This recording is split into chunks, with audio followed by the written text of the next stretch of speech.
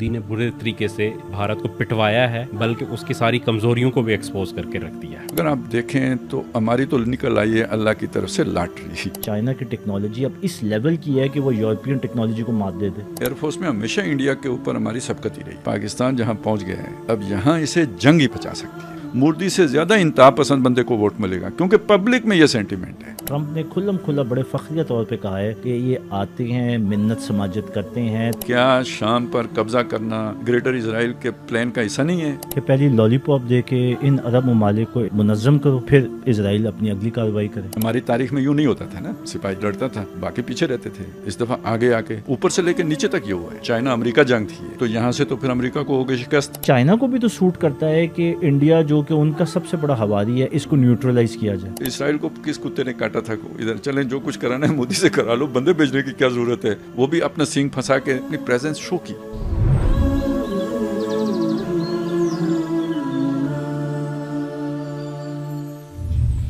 बिस्मिल्लाहिर्रहमानिर्रहीम। मैं मेहताब अजीज़ हूँ और आप देख रहे हैं तज़किरा और तबसरा।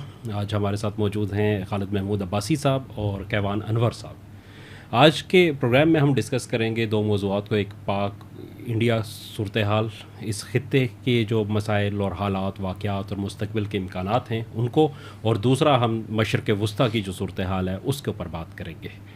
तो पहले खालिद साहब, हमने पिछले हफ्ते जब प्रोग्राम किया था तो उस वक्त ताज़ा जो है अभी वो मार्का हुआ था, तो मार्के के बाद की चीज़ें अब हमारे सामने आ रही हैं कि आहिस्ता आहिस्ता वो सारी चीज़ें खुल के सामने आना शुरू हो गई हैं और उन पर बात होना भी शुरू हो गई है। इंडिया के जो अब कम रह गए हैं वहाँ पे, लेकिन बहरहाल जो एक रैशनलिस्ट जो लोग तज्ज़िया करते हैं, उन्होंने ये कहना शुरू कर दिया कि मोदी ने बुरे तरीके से ना सिर्फ जो है कि भारत को पिटवाया है, बल्कि ये है कि उसकी सारी कमज़ोरियों को भी एक्सपोज करके रख दिया है। तो अच्छा, एक दूसरी चीज़ ये है कि इंटरनेशनली भी जो है सूरत हाल, हम पूरी दुनिया का जो मीडिया है उसने भी बड़ा खुल के बात की है। तो दो तीन चीज़ें जो है ना उसमें बहुत इम्पॉर्टेंट हैं। एक तो चीज़ ये है कि वेस्टर्न जो है ना वो तकाबुल ये कर रहे हैं कि अब जो हो गया है ये मुकाबला बुनियादी तौर पे चाइनीज़ असले और वेस्टर्न जो मिलिट्री इक्विपमेंट था इसका मुकाबला था, और इसमें जो वेस्टर्न मिलिट्री इक्विपमेंट है वो पिट गया। तो इसका मतलब ये है कि अब जो असले की मार्केट है चाइना की वो ऊपर जाएगी। हमने देखा भी कि इसके फौरी बाद जो है वो शेयर मार्केट में कीमतें, जो चेंडू एयरक्राफ्ट मैन्युफैक्चरिंग कंपनी है जो J-10C और जो JF-17 मिलकर बनाती है पाकिस्तान के साथ, उसके प्राइस ऊपर चले गए, और जो डसॉल्ट एविएशन है फ्रांस की उसके शेयर प्राइस नीचे चले गए। तो ये सूरत हाल जो है ना वेस्टर्न इस तरीके से तकाबुल कर रहे हैं। लेकिन दूसरी तरफ जो रीजनल जो इश्यूज़ हैं उसके ऊपर जो लोग देख रहे हैं इसको, वो कह रहे हैं कि अब पाकिस्तान जो है वो इंडिया को इस छोटे से मार्के के बाद हमेशा के लिए आउट क्लास कर रहा है। उसकी वो रीज़न ये देते हैं कि अब चाइना जो है अपना फ्रंट लाइन असलहा वो पाकिस्तान को ना सिर्फ मुंतकिल कर रहा है, बल्कि वो समझ लें कि एक किस्म का फ्री ऑफ कॉस्ट या बहुत नॉमिनल रेट्स के ऊपर पाकिस्तान को दे दिया है। और उसमें उन्होंने कहा कि कुछ ख़बरें ऐसी भी आई हैं कि यहाँ पे जो है पाकिस्तान की एयरफोर्स, उसको चाइना ने अपना जो खुफिया सेटेलाइट सिस्टम है यंगून सीरीज़ जिसे कहा जाता है उस तक रसाई दे दी है कि वो अब 400 से ज़्यादा खुफिया सेटेलाइट्स हैं जो बाकायदा इमेजरी कर सकते हैं, किसी जगह की तस्वीरें ले सकते हैं, और अतः वो कहते हैं कि कोई भी कम्युनिकेशन होने वाली जितनी भी है, जितना सिक्योर से सिक्योर भी कम्युनिकेशन सिस्टम है, उसमें भी वो ना सिर्फ उसको इंटरप्ट कर सकते हैं बल्कि उसकी के दरमियान होने वाली गुफ्तगू को भी वो सुन सकते हैं। तो उन सेटेलाइट्स तक भी पाकिस्तान को किसी हद तक हुई है। अब इसके बारे में बहुत सारी बातें हो रही हैं कि कितनी उसको रसाई मिली है ये चीज़।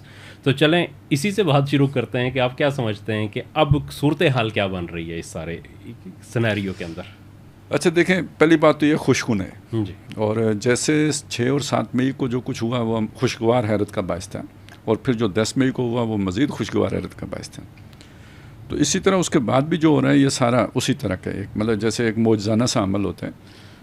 एक छोटी सी झलक है आपके सामने, यानी मैं जो कह रहा हूँ उसको समझने के लिए कि यानी ट्रंप साहब की कैसे जो है ना कल्ब मायत हो गई है ना सारी की सारी। बिल्कुल वो कल तक क्या थे और फिर یعنی ایک یہ دیکھیں کہ جی 15-16 سال کا مسئلہ ہے، یہ اسی طرح لڑتے رہتے ہیں، خود سیٹل کر لیں اور پھر دوڑ کے بیچ میں آ جانا، اور اس کے بعد ایک نئی بات، بالکل ہی نئی بات کہ بھائی یہ جو ہے نا پاکستانی بڑے انٹیلیجنٹ لوگ ہیں، یہ بڑے کام کے لوگ ہیں، بہت اچھی اچھی چیزیں انہوں نے بنا کے رکھی ہیں وغیرہ، یہ دیکھیں. اور میرا خیال ہے اب اس کے بعد اس نے پکا جیسے ہوتا ہے نا تعویذ لینا ہوتا ہے روز، تو اس طرح وہ مودی صاحب کو تعویذ دے کے سوتا ہے روزانہ، یعنی بےزتی کر کے کوئی نہ کوئی یا چونڈی ورڈ کے جسے ہم کہتے ہیں وہ یہ کرنا اس نے معمول بنا لیا.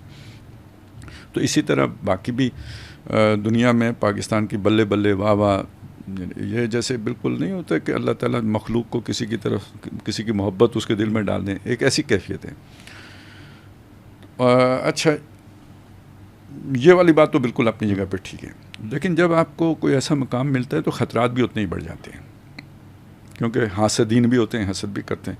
اور یہ ذہن میں رہے کہ یہ تو ہم انڈیا کے ساتھ الجھ پڑے یا انڈیا ہمارے ساتھ الجھ پڑا، اصل میں تو یہ مسئلہ کسی اور کا تھا، پلان بھی کسی اور کا ہے دنیا کے حوالے سے، وہ اسرائیل کا ہے، اور وہ گریٹر اسرائیل بنانے کا پلان رکھتے ہیں، اور اس سے وہ پہلے پاکستان کے ساتھ یہ سارا کرنا چاہتا تھا. تو انڈیا کو بھی اصل میں ساری علاشری اتنی امریکہ کی نہیں تھی جتنی کہ اسرائیل کی تھی، اگرچہ کہ امریکہ آن بورڈ تھا، لیکن یہ کہ یہ سارا جو اس کے سازش تھی یہ وہاں کی بنی ہوئی تھی، اور اس میں مودی آ گیا اس گیم میں.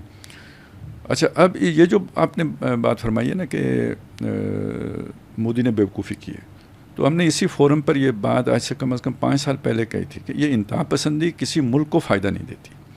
یعنی یہ بڑی عجیب بات ہے، پاکستان بھی مذہب کے نام پر بنا تھا، یعنی اصل میں تو پاکستان مذہب کے نام پہ بنا تھا، اور انڈیا جو اس کا اس وقت کا موقف تھا وہ سیکولر انڈیا کا موقف تھا، اور اسی وجہ سے وہ کہتا تھا کہ علیحدہ ملک بنانے کی ضرورت نہیں ہے، اکٹھے رہیں گے، یہ پالیسی.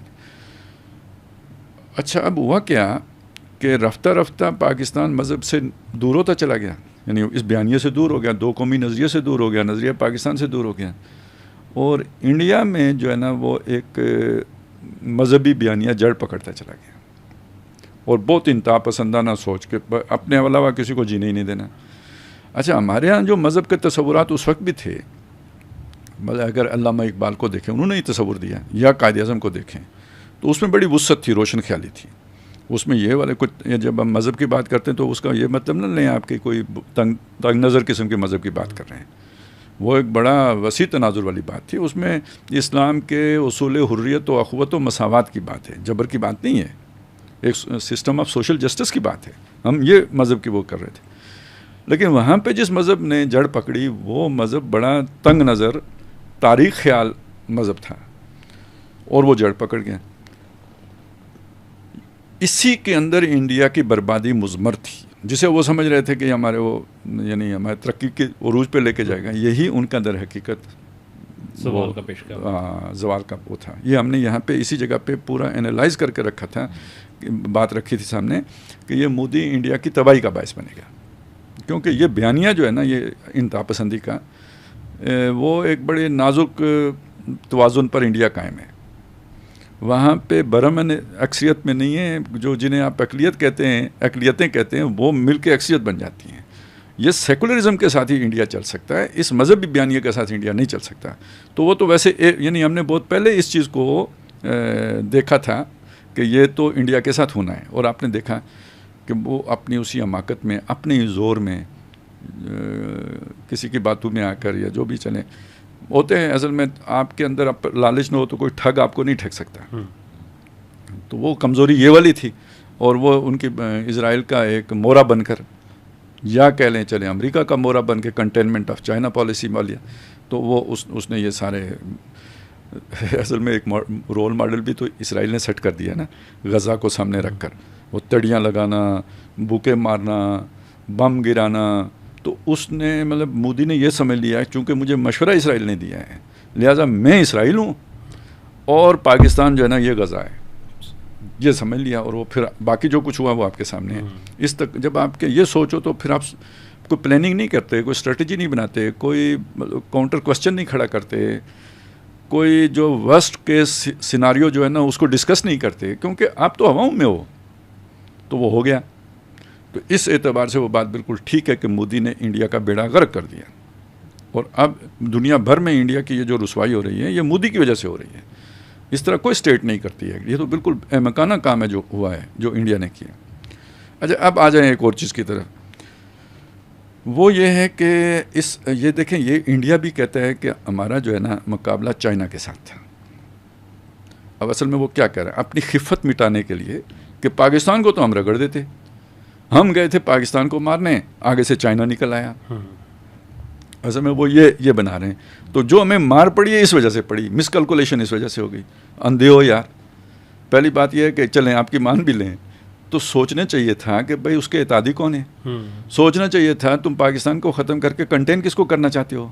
تو وہ بیٹھا مٹھائی کھاتا رہے گا, وہ کچھ نہیں سوچے گا. جس نے 2030 تک جو ہے نا وہ سوچا ہوا ہے کہ ہم نے ورلڈ پاور بننا ہے, اکنامک پاور بننا ہے, تو وہ نہیں سوچے گا. تو یہ آخر کیا تھریٹ انالیسس تھا جو وہاں پہ کیا گیا, کیا لوگ بیٹھے ہوئے تھے جنہوں نے یہ سارا منصوبہ بنایا. تو یہ تو بالکل ہی ایک احمقانہ حرکت تھی. اس اعتبار سے بھی اگر فرض کریں مانیں کہ آپ نے یہ سمجھا کہ چین چپ کر کے بیٹھا رہے گا, تو پھر بالکل ہی بے وقوف ہیں آپ. تو یہ اب ایک خفت مٹانے کے لیے بھی بات کی جا رہی ہے, ہو سکتا ہے حماقت بھی ہو. اچھا ویسٹ بھی یہ جو ہے نا, یعنی ایک مسلمان ملک, وہ اتنا طاقتور ہے اپنی بل پر کہ اس نے انڈیا کو اس طرح کی ذلت میں شکست دے دی ہے, اپنے سے 10 گنا بڑا, اپنے سے 10 گنا. یہ وہ نہیں چاہتے, لہذا وہ بھی چائنا کو یہ سارا کچھ وہ جو ہے نا مقام دے رہے ہیں کہ گویا چائنا اس کی ٹیکنالوجی. میں نے یہ بات پہلے بھی کہی ہے, آج پھر کہہ دیتا ہوں. چائنا نے اپنی ٹیکنالوجی جب خود استعمال کی نا, اس دن کہیں گے ہم چائنا کی ٹیکنالوجی, ابھی تو ہم نے استعمال کی ہے, اور یہ سارا کچھ چائنا کا نہیں ہے.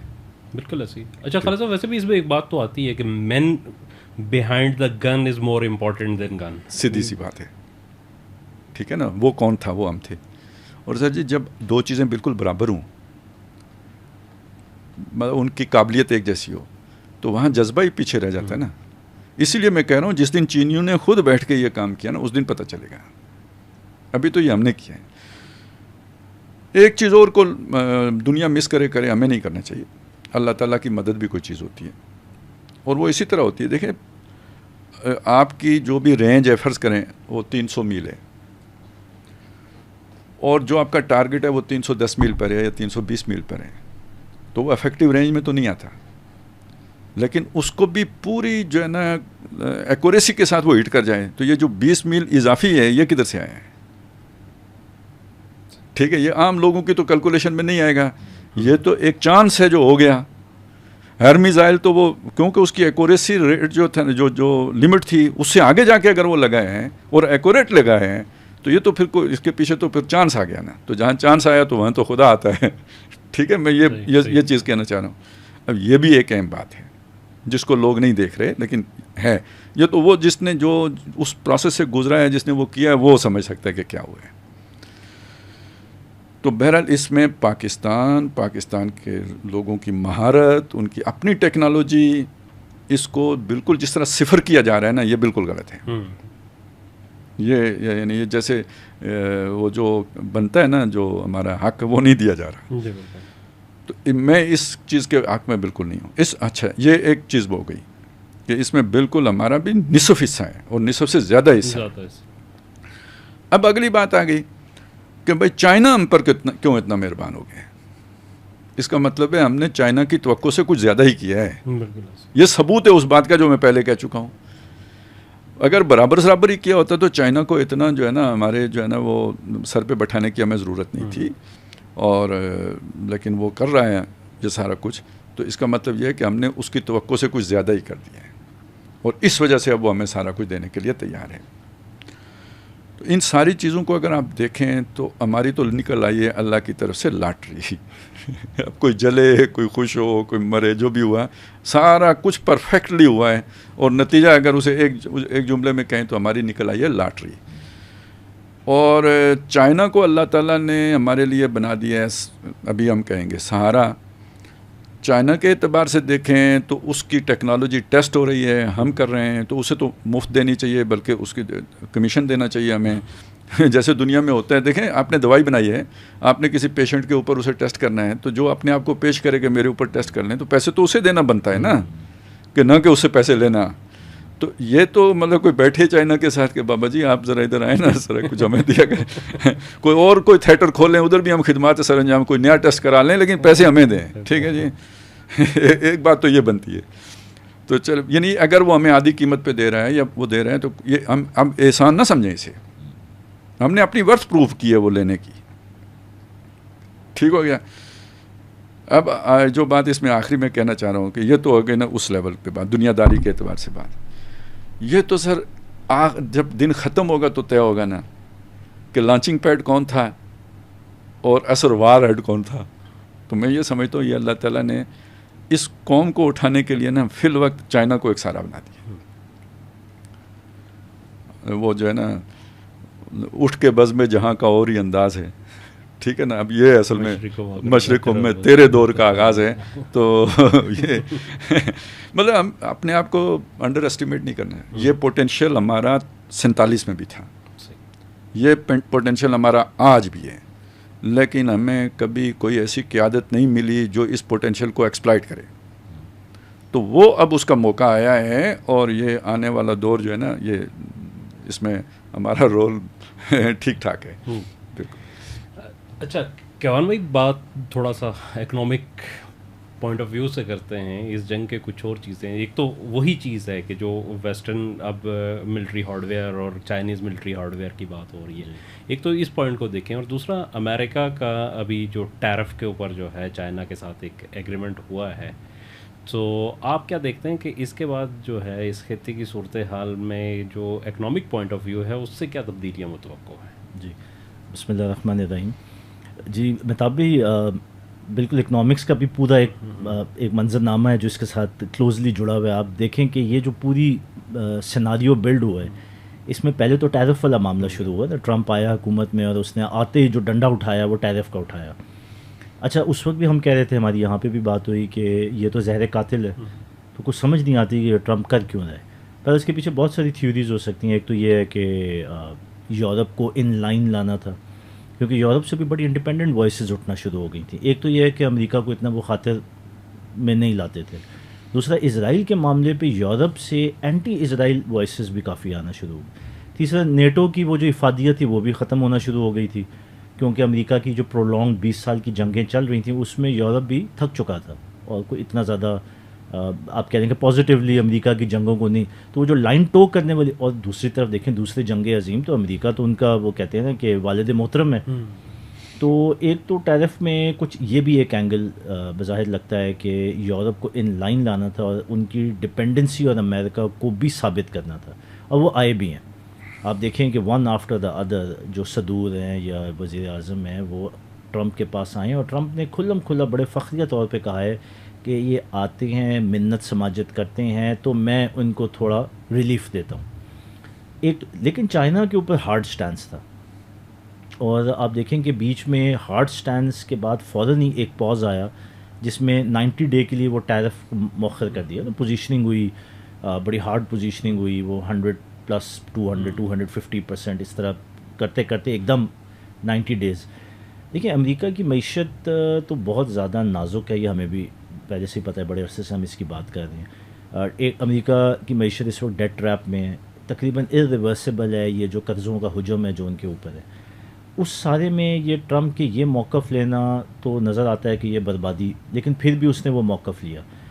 اب جہاں تک چائنا کی بات ہے تو ایک طرف تو بظاہر یہ لگتا ہے کہ یہ کنٹینمنٹ آف چائنا پالیسی کے تحت اس کو آئسولیٹ کرنا تھا کہ امریکہ چائنا کے ساتھ تجارت نہیں کرے گا بلکہ اور ممالک کے ساتھ کرے گا، تو چائنا کی معیشت کو کیا ہوگا. لیکن اس کے ریورس میں تو اگر دیکھا جائے تو وہ سیناریو زیادہ بھیانک امریکہ کے لیے ہے کہ امریکہ میں جو انفلیشن آئے گی اور اس کے بعد امریکہ کی معیشت کے اوپر جو پریشر آئے گا، اور جتنی نازک دوراہے پہ امریکہ کی معیشت کھڑی ہوئی ہے، تو یہ تو امریکن اکانومی کو کریش کرنا یا سنک کرنے والی چیز کے مترادف ہے. دوسرا چائنا بڑا انویسٹر ہے امریکہ کے اندر، تو آپ اپنی انویسٹر کو تڑیاں دو تو ریئیکشن کیا ہوگا؟ ظاہر ہے اس کے پاس بھی تو کچھ پتے ہیں. تو اب یہ امریکہ اپنے آپ کو دانستہ طور پر ڈبانے کے لیے کر رہا ہے، لیکن جو تھریٹ انالیسس کے پوائنٹ آف ویو سے امریکہ زیادہ ونریبل ہے ایز کمپیئر ٹو چائنا کا. چائنا کا جو رسک ہے وہ بہت کم ہے ایز کمپیئر کہ جتنا امریکہ کرے. اب اس تناظر میں پھر جیسے خالد صاحب نے کہا وہ پاکستان انڈیا سیناریو آ گیا. اب انڈیا جو ہے وہ امریکہ کا مہرہ ہے. اب یہاں پہ جب وہ بڑا مہرہ پٹا جس مہرے کو انہوں نے کنٹینمنٹ آف چائنا کے لیے یوز کرنا تھا, تو اب وہ چیلنج ان کے لیے جو ہے وہ مطلب بہت زیادہ بڑھ گیا ہے کہ اب اس کو اکانومی کو ایز اے ویپن کیسے یوز. لیکن مجھے یہ لگتا ہے کہ یہ سنو بال چل چکا ہوا ہے صحیح امریکہ کے اندر. یہ جو آپ نے راستہ اختیار کیا, دیکھیں معیشت انویسٹر کانفیڈنس پہ چلتی ہے. امریکہ کا آپ کو پتہ ہے کہ پہلی دفعہ کریڈٹ ریٹنگ کٹ ہوئی ہے. یعنی کہ عالمی مالیاتی اداروں نے کہا ہے کہ امریکہ اب اس جگہ پہ نہیں کھڑا ہوا جہاں پہ آپ پہلے اس کو دیکھتے تھے. یعنی کہ اس کا آپ امپورٹنس دیکھیں نا, دنیا کی ریزرو کرنسی ہے امریکی ڈالر. دنیا کا کہتے ہیں نا کہ جو سیفسٹ ڈیسٹینیشن تھی معیشت کے پوائنٹ آف ویو تھی امریکہ. یہ اسٹیٹس چینج ہونا ایک بہت بڑے وہ کہتے ہیں کہ فیوچر کے آنے والے جو منظرنامے اور طوفان کا پیش خیمہ ہے کہ مالیاتی ادارے اس کی ریٹنگ کٹ کر رہے ہیں اور دنیا اب امریکہ کو اتنا سیف نہیں تصور کر رہی. تو یہ شاید جو سنو بال اس نے سٹارٹ کیا ہے, بھلے اس کا حجم ابھی چھوٹا ہے لیکن یہ چل چکا ہوا ہے. اب اس کے ساتھ جو پولیٹیکل سناریو اور اکنامک سناریو, میرے تو خیال میں یہ دونوں چیزیں بالکل ساتھ ساتھ جا رہی ہیں. غرور اپنی جگہ قائم ہے, امریکہ کا بھی غرور قائم ہے اور انڈیا کا بھی غرور قائم ہے. اور جو آپ نے پچھلی بات کی تو اس میں بھی تھوڑی سی ایک چیز ایڈ کر دوں کہ انڈیا نے اس چیز کو اپنے غرور میں ایکسیپٹ نہیں کیا کہ پاکستان میں کوئی پوٹینشیل ہے. اس نے اپنی ریپوٹیشن کو بچانے کے لیے یہ تو بیانیہ دے دیا کہ یہ تو اصل میں چائنا تھا. اس کا مطلب یہ ہے کہ وہ غرور ابھی بھی پاکستان کو انڈرمائن کرتا ہے.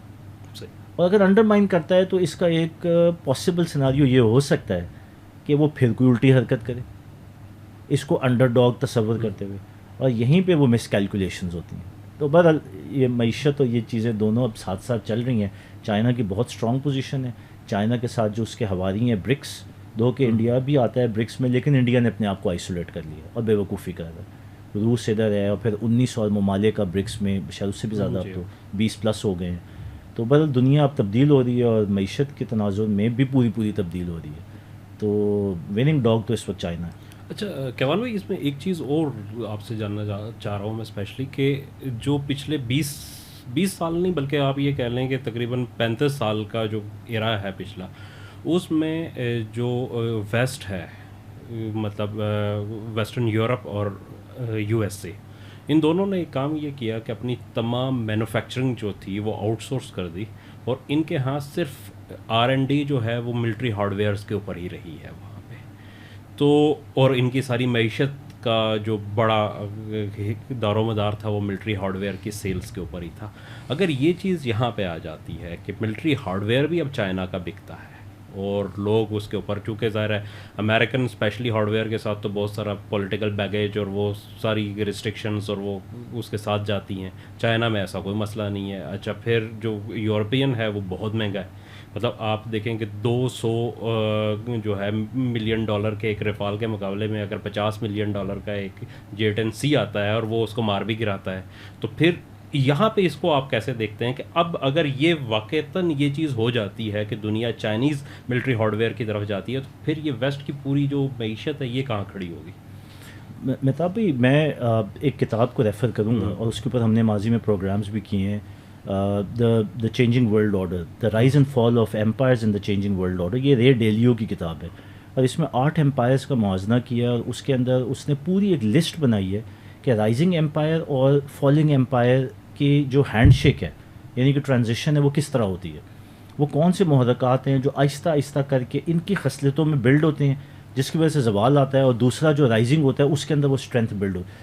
سر یہ پورا سیناریو اگر آپ سامنے رکھیں, ایک ایک چیز اپنی جگہ فٹ ہوتی ہے.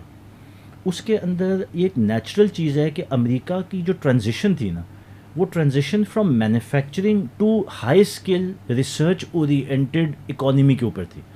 یہ ایک نیچرل ٹرانزیشن ہے. یہ ٹرمپ نے آ کے کہا ہے کہ مجھے 50 سال پرانے امریکہ میں لے کے جاؤ. ایسا ہوتا نہیں ہے. نیچرل اس کی آؤٹ کم یہ تھی کہ آپ اپنے آپ کو زیادہ sophistication, high and production, research, AI, technological advancement آپ اس کی طرف لے کے جاتے ہیں، پلس ملٹری، یہ امریکہ کی اسٹرینتھ تھی. تو ایک تو یہاں پہ یہ ڈسکنیکٹ آیا. اچھا دوسری طرف یہ نیچرل ہے کہ آپ کی جو کاسٹ آف پروڈکشن ہے وہ بڑھتی ہے. اب چائنا میں کیا ہو رہا ہے کہ چائنا جو ہے نا بڑی تیزی سے اس کو کوپ اپ کر رہا ہے. لوگوں کے وہم و گمان میں بھی نہیں تھا اس پاکستان انڈیا کانفلکٹ سے پہلے کہ چائنا کی ٹیکنالوجی اب اس لیول کی ہے کہ وہ یورپین ٹیکنالوجی کو مات دے دے. لیکن یہ ٹرانزیشن دیکھیں خاموشی سے ہو رہی تھی. رے ڈیلیو یہ کہتا ہے کہ یہ جو کیپیسٹیز ہیں یہ آہستہ آہستہ ایمرجنگ سپر پاور میں بلڈ ہو رہی ہوتی ہیں اور ریسیڈنگ سپر پاور سے یہ کم ہو رہی ہوتی ہیں. اب کاسٹ آف پروڈکشن امریکہ میں زیادہ ہے. امریکہ میں مینوفیکچرنگ اگر واپس آتی بھی ہے جو ٹرمپ کے آبجیکٹیو ہے تو کس کاسٹ پہ آئے گی؟ اور اگر اس کاسٹ پہ امریکہ مینوفیکچرنگ کرے گا بھی تو بیچے گا کہاں؟ کمپٹیشن میں تو چائنا کھڑا ہوا ہے. اب میں اگر چائنا کا بنایا ہوا آئی فون خریدتا ہوں 1 لاکھ کا اور امریکہ کا بنایا ہوا آئی فون خریدتا ہوں 2.5 لاکھ کا تو میں پاگل ہوں جو امریکہ کا خریدوں گا. تو آپ کون سے منظر نامے پہ کمپیٹ کرنے جا رہے ہیں؟ ایک تو ادھر ہے کہ یہاں پہ بھی جو بیلنس ہے وہ بڑا اب شفٹ ہو چکا ہے. دوسرا آپ نے ملٹری پروڈکشن کی بات کی. دیکھیں امریکہ کی ایک بہت بڑی اسٹرینتھ ہے کہ وہ ملٹری ہارڈ ویئر پہ ریسرچ اور پروڈیوس بھی کرتا ہے اور ایکسپورٹ بھی کرتا ہے. اب اگر ایک معیشت کی سب سے بڑی اسٹرینتھ ہی یہ ہے اور اس کا یہ جو مال ہے یہ تب بکے گا جب دنیا بڑی جنگوں میں جائے گی تو ایک نیچرل موٹیویشن کیا ہوگی؟ تو دیر از اے نیچرل موٹیویشن. دیکھیں 2 تناظر میں امریکہ کی اکانومی اس وقت کھڑی ہوئی ہے. ایک پیٹرو ڈالر کہ امریکہ کا ڈالر ابھی بھی دنیا کی ریزرو کرنسی ہے اور اس کے پیچھے جو سب سے بڑا ستون اس کو سہارا دے رہا ہے وہ آئل ہے. تو اس تناظر میں دیکھیں ٹرمپ کا مڈل ایسٹ آنا اور یہ دورہ کرنا جو ابھی ریسنٹلی دورہ ہوا ہے. دوسرا یہ کہ اس کا ہارڈ ویئر بکتا ہے آج بھی، وہ اس کا F-35 یا اس کا ابراہم ٹینک یا فلانا یا سارے یا پیٹریوٹ ڈیفینس سسٹمز یہ سارے امریکہ کے ٹاپ آف دا لائن سمجھے جاتے ہیں. سارا دیکھیں آپ اس کے پیٹرن کو دیکھیں. امریکہ کا یورپ کے ساتھ کتنا ابھی غصہ تھا یہ جو ٹیرفس ہیں اس میں. میں یہ کہتا ہوں کہ یہ ٹیرفس کے پیچھے سب سے بڑا ہدف ہی یورپ تھا. کیوں؟ یورپ بہت عرصے سے اپنی ڈیفینس پروڈکشن کو اس نے 2% آف GDP پہ رکھا ہوا تھا. یعنی کہ ڈیفینس پہ خرچہ نہیں کرتے تھے اور امریکہ سے سارا خرچہ کراتے تھے اور امریکہ انشور کرتا تھا ڈیفینس. ٹرمپ نے آ کے کہا کوئی چکر نہیں ہے ایسا. اس وقت یورپ نے اپنی ڈیفینس پروڈکشن کو 3% پہ لے گیا اور جرمنی 4% پہ لے گیا. مال کس کا خریدے گا؟ امریکہ کا خریدے گا. تو یہ جو ٹیرف والا چکر تھا اس کے پیچھے اصل میں جو اکانومی کی جو تھریٹ ہے اس کو ایک طرف جنگوں سے اور یہ سارے ماحول سے اور دوسری طرف پیٹرول. تو اس وقت دیکھیں وہ تو ڈیسپریٹلی اپنے آپ کو کہتے ہیں نا کہ بیلنس کرنے اور سیکیور کرنے کی کوشش کر رہے ہیں. لیکن اس چکر میں جو پینڈوراز باکس کھولا ہے، جو سنو بال رول ہونا شروع ہوا ہے، اب وہ رکے گا، وہ امریکہ کو بچا لے گا یا ڈبا دے گا؟ یہ اب بہت بڑا سوال ہے. اور ہمیں تو نظر آتا ہے کہ یہ جو ویلز آف چینج ہے. رے ڈیلیو آخری 2 باتیں اس پوری لسٹ میں کہتا ہے کہ سیکنڈ لاسٹ اسٹیپ یہ ہوتا ہے کہ existing super power economically crash ہوتا ہے. وہ پیسے پرنٹ کرنا شروع کرتا ہے، قرضے لینا شروع کرتا ہے اپنے اس حجم اور اپنی اس غرور اور طاقت کو برقرار رکھنے کے لیے، یا پھر وہ جو بڑے اڈے ہیں ان کے ڈیفینس کے ان سب کو برقرار یا فوجوں کو برقرار رکھنے کے لیے وہ قرضے لے لے کے اپنے حجم کو مینٹین کرتا ہے جو سوت امریکہ کو ہو رہا ہے. لیکن وہ انڈیفینٹ نہیں ہو سکتا. ایک پوائنٹ پہ آ کے اکنامک کریش ہوتا ہے اور جب کریش ہوتا ہے لیکن اس کی کیونکہ مسل پاور ایگزسٹ کرتی ہے تو وہ آخری راؤنڈ جو ہے وہ جنگوں کی صورت میں اور وہ اس کا آخری حربہ ہوتا ہے. اگر وہ غالب آ جائے تو اس کی سپر پاور ایکسٹینڈ ہو جاتی ہے اور اگر کمپیٹنگ سپر پاور ملٹریلی اس کو ڈیفیٹ کر دے تو پرماننٹ فیصلہ ہوتا ہے کہ اب یہ ختم اور نئی سپر پاور اپنی جگہ پہ کھڑی ہوگی. تو بظاہر تو یہ لگتا ہے کہ یہ جو پوری لڑائی ہے اس میں ایک معیشت کا اینگل یا پولیٹیکل یہ ایک کراس روڈ پہ آ کے چیزیں اب کھڑی ہوئی ہیں. ایک نئی دنیا وجود میں آ رہی. جی اچھا خالد صاحب، اب تھوڑا سا دوبارہ ہم اس طرف آ جاتے ہیں کہ دنیا ہم دونوں نے نئی بنا دی. دونوں نہیں، ہم پہلے نیا پاکستان بنا رہے تھے، اب تھوڑا ہم نے نئی دنیا بنانا شروع کی ہے.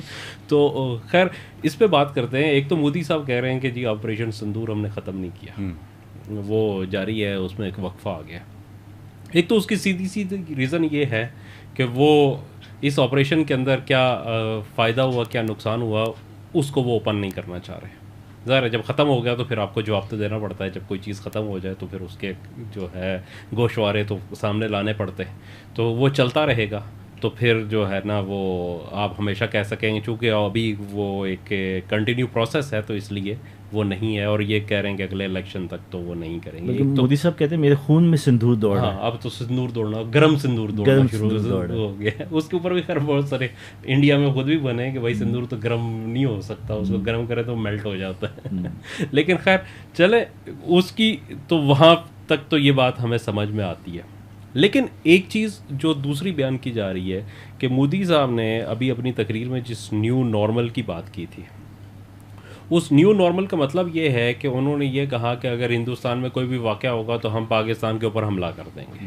اور اس کا مطلب یہ ہے کہ جو دونوں ممالک کے اندر جو ایک نیوکلر پاور بھی ہیں، اس کے اندر جو ہاٹ وار کا تھریش ہولڈ ہے وہ بہت کم ہو گیا. یعنی کسی بھی وقت جنگ چھڑ سکتی ہے بغیر مطلب کوئی سازشی بھی چھڑا سکتا ہے. مطلب کوئی دو بندے جا کے کچھ کر دیں اور جنگ چھڑ جائے گی اس کے اندر. یہ تو ایک ایسی بات ہے نا جیسے مرد بیوی کو کہ یہ کام کیا تو طلاق ہو جائے گی. اب اس کی مرضی ہے جب طلاق لے لے یا وہ تھرڈ پارٹی آ کے کر جائے. ہاں وہ کام ہو جائے، اس سے جو ہے نا وہ ہوگی.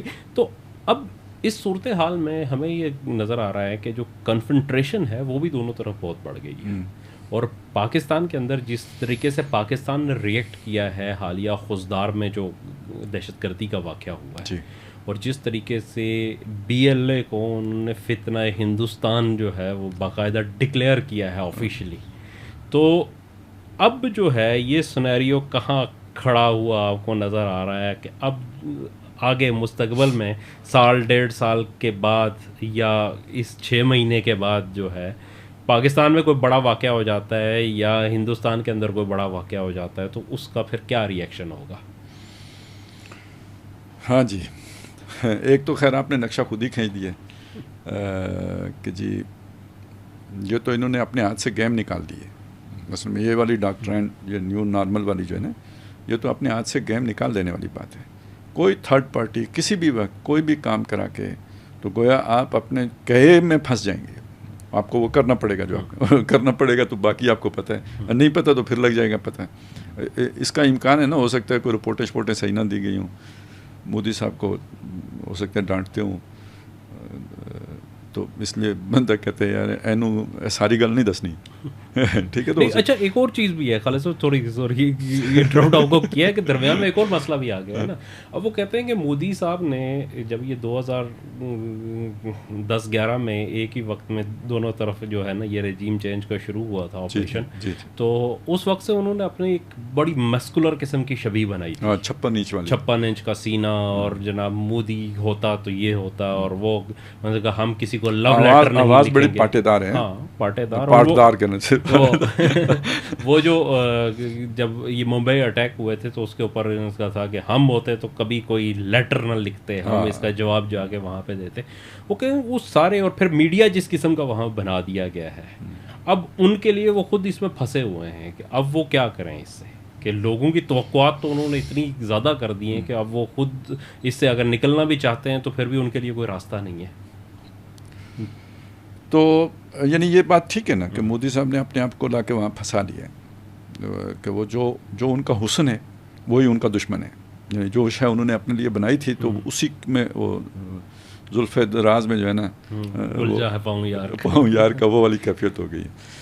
اچھا اب ایک تو مسئلہ یہ ہو گیا. دوسرا اب اس کی کاؤنٹر اسٹریٹجی اگر فرض کریں، مطلب ادھر آپ سوچیں ہمارے پاؤں میں جو ہے نا جوتے میں پاؤں رکھ کے سوچیں تو کیا ہو سکتا ہے کہ اس نیو نارمل کو ہم اختیار کر لیں، اور وہ یہ ہے کہ جی آپ کا تو ابھی ہوگا تو آپ کریں گے نا، تو ہمارا تو ہو گیا ہے بلوچستان میں جو کچھ ہو رہا ہے، اور یہ بی ایل اے فلانا فلانا فلانا فلانا، تو اور کچھ نہیں تو ہمارے حوالے کرو، دنیا کو بتائیں بھائی یہ ان کے کیمپ پہ فلاں فلاں جگہ پہ ہیں، تو یہ انہیں کہیں ہمارے حوالے کریں. اور یہ بھی ہو سکتا ہے کہ اگر فرض کریں یہی نیو نارمل ہے تو ہم کیپیبل ہیں، تو پھر ہم بھی نیو نارمل کر کے دکھا دیتے ہیں، تو اس سے بھی چیزیں تو پھر دوبارہ ایسکیلیٹ کر جائیں گی نا، کہ ہم ذرا تھوڑا سا اندر جا کے وہی کام کریں.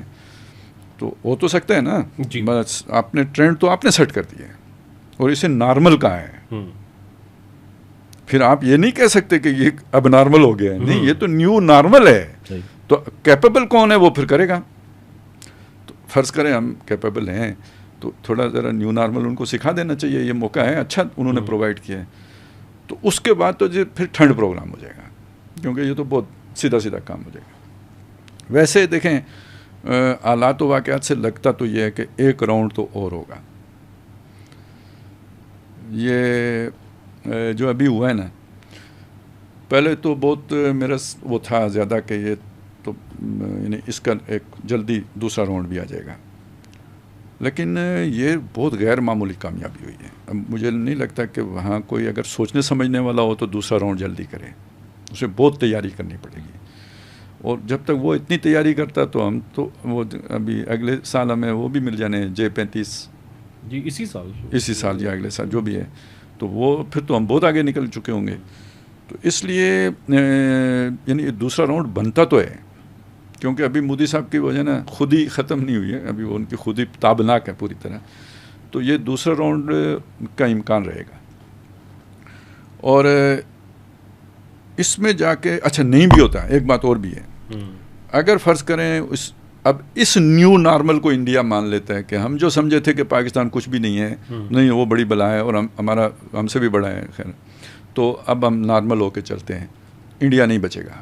وہ اصل میں جو آپ بتا رہے تھے نا، انہوں نے یہ جو ہائپ کریٹ کر لی ہے، یہ جو انہوں نے ایک اپنے گراس روٹ لیول تک پبلک کے اندر یہ ماسز میں یہ سارا کانسیپٹ جو ہے ٹھوس دیا ہے انتہا پسندی کا.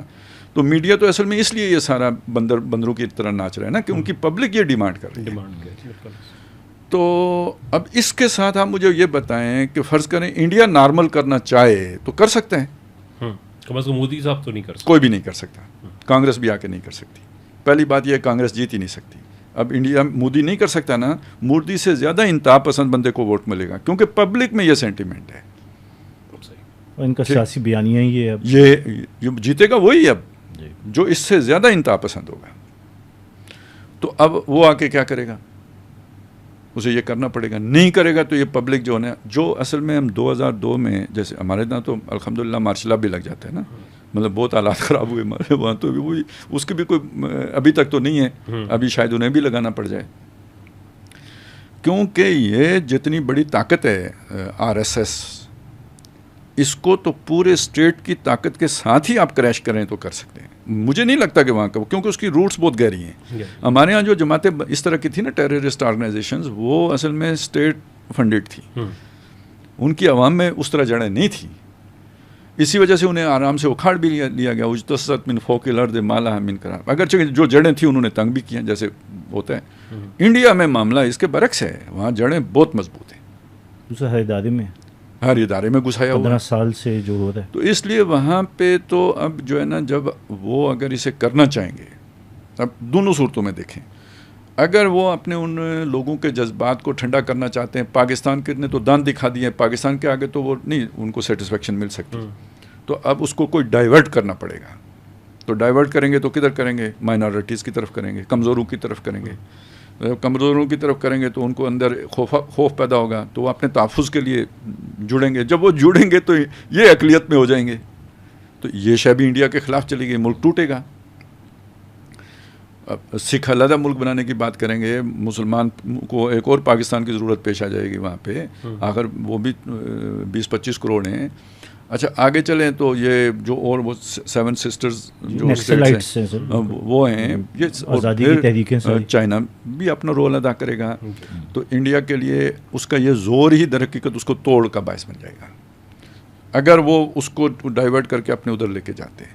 نہیں کرتے تو خود RSS جو اپنا ریئیکشن دے گی، وہ ریاست کو کمزور کر دے گا. اب اس کے ساتھ اگر ریاست کانفلکٹ میں آتی ہے، یا جیسے یہاں پہ مینج کیا گیا تھا ٹیررزم کو، اس طرح اگر اسے مینج کرنے کی کوشش کرتے ہیں، معیشت کدھر جائے گی جس کا بڑا ناز ہے. تو انڈیا کا مستقبل دھندلا گیا ہے. یعنی وہ جو لوگ یہ تجزیہ کرتے ہیں اس نے مروا دیا مودی نے، تو ہر اعتبار سے بند گلی میں انڈیا داخل ہو گئے. اس کے لیے کوئی بظاہر یہ نہیں لگتا کہ وہ کسی بھی طرف سے، یہ جو آخر یہ 100 سال کا پھیل ہے نا، یہ جو RSS کا یہ انہوں نے یہ انتہا پسندی، کوئی وقت پہ سوچتا تو یہ کیسے نچلے ہو کے بیٹھیں گے. وہ جس نے گاندھی کو قتل کیا تھا، گوڈ سے کیا تھا، نتھو رام گوڈ سے، نتھو رام. تو نتھو رام کی جو وہ ہے نا راکھ، وہ جو چتا جلاتے ہیں تو وہ جو ہوتی ہے، تو وہ دریا میں باتیں ہیں، وہ نہیں بائی گئی. وہ ان کے کسی جگہ پہ پونا میں یا کس جگہ پہ وہ سے محفوظ رکھی ہوئی ہے کہ جب ہم پاکستان فتح کر لیں گے تو دریا میں یہ اس دریا میں بائیں گے. یہ کدھر بیٹھیں گے اب؟ یعنی آپ 100 سال محنت کر کے لبے بام پہنچیں اور آپ کو لگے بھائی اس موڑ کے آگے منزل ہے، ادھر آ کے قائم ہونے والا ہے، ادھر آ کے پتہ چلے کہ نہیں جو سنا سب افسانہ تھا. تو پھر کیا کہ مایوسی کس درجے کی ہوگی، اور وہ مایوسی پھر جس طرح جو ہے نا وہ فرسٹریشن کی صورت میں نکلے گی. تو ہندوستان میں امن تو اب نہیں ہے جی، اور اس کا کوئی مستقبل اب نہیں ہے. اسی موڑ پہ سر ابھی حالات آ بھی گئے ہیں. اس کے ساتھ جوڑ لیں کہ سر وہ جو پانی والا معاملہ ہے، تو یہ پانی والا معاملہ تو آپ نے جلتی پہ اور اب جس طرح دعوے کر لیے ہیں جی، اب کیا کریں گے پانی والے مسئلے پہ؟ اپنی جنتا کو وہ جو ہے نا وہ مطمئن کرنے کے لیے اگر تھوڑا سا بھی کرتے ہیں، ادھر سے یہ بہت ایگریسو ہیں جی، جو کہتے ہیں پھر 6 لیں گے. صحیح بات ہے، یہ کہنا چاہیے، یہ نیریٹو بنتا ہے 6 لیں گے. 6 لینے کا مطلب ہے پھر لینڈ بھی لیں گے نا، کشمیر بھی لیں گے نا، تب 6 لے سکتے ہیں، اس کے بغیر تو نہیں لے سکتے 6. تو یہ تو جناب سیکنڈ راؤنڈ بنتا ہے، نہ بھی بنا تب بھی انڈیا کا تو اس ایک راؤنڈ میں ہی کام ختم ہوتا ہے. وہ جو ابھی آپ بات کر رہے تھے نا کہ جب وہ پھر اپنے مسلز دکھاتے ہیں آخری یہ ہوتا ہے نا، تو یعنی مجھے اس سے یہ لگتا ہے کہ انڈیا ایک اٹیمپٹ ضرور کرے گا. صحیح، کیونکہ جب اس کے آگے یہ والا سارا سیناریو آئے گا تو دیکھیں سر اس سیناریو میں زندگی جنگ میں ہی ہوتی ہے. اب آپ کو یاد آیا ہوگا کہ ہم نے ایک وقت میں یہ بات کی تھی کہ پاکستان جہاں پہنچ گیا ہے اب یہاں اسے جنگ ہی بچا سکتی ہے. صحیح، وہ چلیں ہم نے نہیں انیشیٹ کی، کسی اور نے کی، وہ ہو گئی. دیکھیں نا ایک دم حالات بدل گئے. یہی ہوتا ہے، بالکل. نہیں تو آپ ویسے ختم ہو رہے تھے، کینسر کے ہاتھوں جیسے کوئی مرتا ہے اس طرح آپ کو اندر ہی سے گھل کے آپ ختم ہو رہے ہوتے ہیں. جنگ پورا سیناریو تبدیل کر دیتی ہے. یا وہ کام جو 6 سال میں ہونا ہوتا ہے وہ 6 دن میں ہو جاتا ہے، یا یہ ہوتا ہے کہ جی وہ آپ کو ایک نئی زندگی مل جاتی ہے. تو بڑا رسک فیکٹر اس کے اندر ہوتا ہے، 50-50 چانس ہے. تو وہ پھر اس پہ جائیں گے، اس بات کا امکان اب بھی ہے کہ ایک راؤنڈ ابھی باقی ہے. اچھا خالد صاحب، اس میں 2-3 چیزیں جو مجھے نظر آ رہی ہیں. یہ بات تو آپ نے کہی ہے اور یہ میں پڑھ رہا ہوں کہ بہت سارے دفاعی تجزیہ نگاروں نے یہ بات لکھی ہے کہ یہ اس کے بعد ایک سیکنڈ راؤنڈ جو ہے نا وہ ہونا وہ کہتے ہیں کہ ویری لائکلی مقدر ہے، ہاں وہ ہونا ہی ہونا ہے. تو اچھا کچھ ہندوستان کے دفاعی تجزیہ کار یہ کہتے ہیں کہ سیکنڈ راؤنڈ جو ہے وہ 6 مہینے سے 1 سال کے درمیان کسی وقت ہو سکتا ہے. اور ان کا یہ بھی کہنا ہے کہ یہ اب جو ہے یہ ہندوستان کے بجائے پاکستان کی طرف سے انیشیٹ کیا جائے گا. اور اس کو وہ جواز یہ دے رہے ہیں کہ جو 2019 کا جو ایک چھوٹا سا فضائی مارکہ ہوا تھا ہندوستان اور پاکستان کے درمیان، آپریشن سوئفٹ ریٹارٹ جو پاکستان کا آپریشن تھا، اس میں کہتے ہیں کہ انڈیا کی جو تھی ایک بہت چھوٹی سی وہاں پہ انہیں ایک اپرچونٹی نظر آئی کہ انڈین ایئر فورس جو ہے وہ EW جو ہے الیکٹرانک وارفیئر اس میں کمزور ہے. تو پاکستان نے فوری طور پہ اس چیز کو سمجھا، اس کے اوپر جو عمل شروع کیا، اپنی کچھ یونیورسٹیز کے اندر باقاعدہ طور پہ ڈپارٹمنٹس قائم کیے جو الیکٹرانک وارفیئر اور سائبر سیکیورٹی سے ریلیٹڈ تھے. پھر ایک پوری کمانڈ بنائی جو سائبر سیکیورٹی کی تھی. اور وہ کہتے ہیں کہ جب یہ جو 2019 کے بعد اب 2025 کے اندر ہوا تو اس میں انہوں نے انڈیا کو بالکل آؤٹ کلاس کر دیا اس کے اندر. اور یہاں تک کہ انڈیا مطلب اپنی جو کیپیسٹیز تھی اس کو یوز ہی نہیں کر سکا اس 2025 کے اندر جو مارکا ہوا ہے اس کے. تو اب وہ ان کا تجزیہ یہ ہے کہ اگر یہ چیز پاکستان کو اس وقت جو نظر آئی ہے انڈیا کے اندر، اس میں انڈیا کی بہت ساری جو ہے نا وہ خامیاں پاکستان کو نظر آ گئی ہیں، مزید نظر آ گئی ہیں. اور دوسری چیز یہ ہے کہ وہ کہہ رہے ہیں کہ انہیں کچھ اپنی چیزوں کی بھی اس میں ہوئی ہے. اور پاکستان نے تیزی کے ساتھ ان کے اوپر کام شروع کیا ہے. 2-3 چیزیں مطلب انہوں نے کی. ایک تو جیسے آپ نے کہا J-35 کا جو ہے کہ انہیں حاصل ہو اپنا J-35 اسی سال جو ہے نا چل رہی ہے کہ شاید اگست سپٹمبر میں ملنا شروع ہو جائیں گے پاکستان کو. انڈیا F-35 لے رہا ہے تو اس کے نہیں، انڈیا F-35 سر ابھی بہت دور ہے. مطلب یہ بات آپ دیکھیں کہ اگر انڈیا آج بھی آرڈر دیتا ہے تو F-35 کی جو پروڈکشن لائن ہے وہ انڈیا کو تقریباً 2028 سے 2030 کے درمیان وہ ڈیلیور ہوں گے. جبکہ پاکستان کو اس سال جو ہے وہ 3 سے 4 مہینے بعد ڈلیور ہو رہے ہیں. تو یہ لیکن اس کے لیے بھی دیکھیں F-35 کا ایک اور بڑا پرابلم یہ ہے نا ایمرجنگ سپر پاور کے دوست ہیں اور وہ جو ہے نا ایک زوال والی نے تو کہنا ہے نا کہ سودا خریدو ہماری تجارت. ہاں پھر دوسری چیز یہ بھی ہے کہ اصل میں انڈیا کے اور بے شمار مطلب اس اگر کوئی پوائنٹ آف ویو سے ہم آئیں تو وہ وہاں پہ اور بڑے پرابلمس ہیں. مثال کے طور پہ ان کی سینکشن اسٹرینتھ جو ہے انڈین ایئر فورس کی وہ 42 جو کامبیٹ اسکواڈرنس کی ہے. اس وقت ان کے پاس ٹوٹل 31 ہیں اور اس 31 میں سے بھی 2 اسکواڈرن جو ہے وہ MiG-29 کے ہیں جو ویسے ہی انہوں نے رکھے ہوئے ہیں. 2 اسکواڈرن ان کے پاس جیگوارس کے ہیں جو کسی کام کے نہیں ہیں, جو جنگ میں نہیں ہو سکتے. تو ایکچوئل جو کہا جاتا ہے کہ وہاں پہ اب 26 اسکواڈرنس ان کے پاس موجود ہیں, جس میں سے بھی آدھے جہاز وہ ہیں کہ جو اب جو ہے نا ایبسلیٹ ہو چکے ہیں لیٹسٹ ٹیکنالوجی کے اوپر, لیکن برحال پھر بھی مطلب وہ ہیں اس کے اوپر. تو آپ کو 42 اسکواڈرنز جو ہے نا وہاں پہ مینٹین کرنی ہے آپ کو اپنے ایریا کو سیکیور کرنے کے لیے. اور پھر انڈیا 2 فرنٹ وار میں بھی ہے, چائنا کے ساتھ بھی ہے. تو اگر وہ جو ہے وہ 35 پہ جاتا ہے چائنا, تو اس کے صرف 2 اسکواڈرن ہی لے لے, تو اس کا مطلب یہ ہے کہ آئندہ 10 سال تک انڈیا کوئی ایئر فورس کے لیے مزید جو ہے نا وہ پرچیزنگ نہیں کر پائے گا. اتنی کاسٹ جو ہے نا اس کی پڑ جائے گی اس کے اندر. تو وہ بڑی ایک لمیٹیشن ہے. اور پھر دوسری بات یہ ہے کہ وہ ملے گا بھی آپ کو جو ہے نا, چونکہ جو پہلے سے ایگریمنٹ چل رہے ہیں اس کے حساب سے اس کی پروڈکشن لائن آپ کو 2028 کے بعد اسے کر رہی ہے, 28 سے 30 کے درمیان کہیں آپ کو ڈلیور ہو جائے گی. بس یہ ذہن میں رکھیں کہ دیکھیں جب جنگی سناریو ہے نا تو چیزیں پھر ایمرجنسی موڈ میں چلی جاتی ہیں. تو ظاہر ہے ہمارے والے بھی تو کچھ نہ کچھ تھریٹ پرسیپشن کر رہے ہیں نا. اگر تو پرسیپشن نہ ہوتی تو J-10C بھی بہت ہے, اس نے بھی تو رفال گرا ہی دیا. جی جی. لیکن ظاہر ہے ادھر اگر امریکہ ہے اور اسرائیل ہے, F-35 اب اسرائیلی ایئر فورس بھی یوز کر رہی ہے. تو دیکھیں اس چیز کا خدشہ تو رہتا ہے نا کہ جہاں پہ چائنا نے 2026 میں دینے تھے ہمیں J-35, تو وہ اس کو فاسٹ ٹریک کر کے سپٹمبر میں دے رہے ہیں.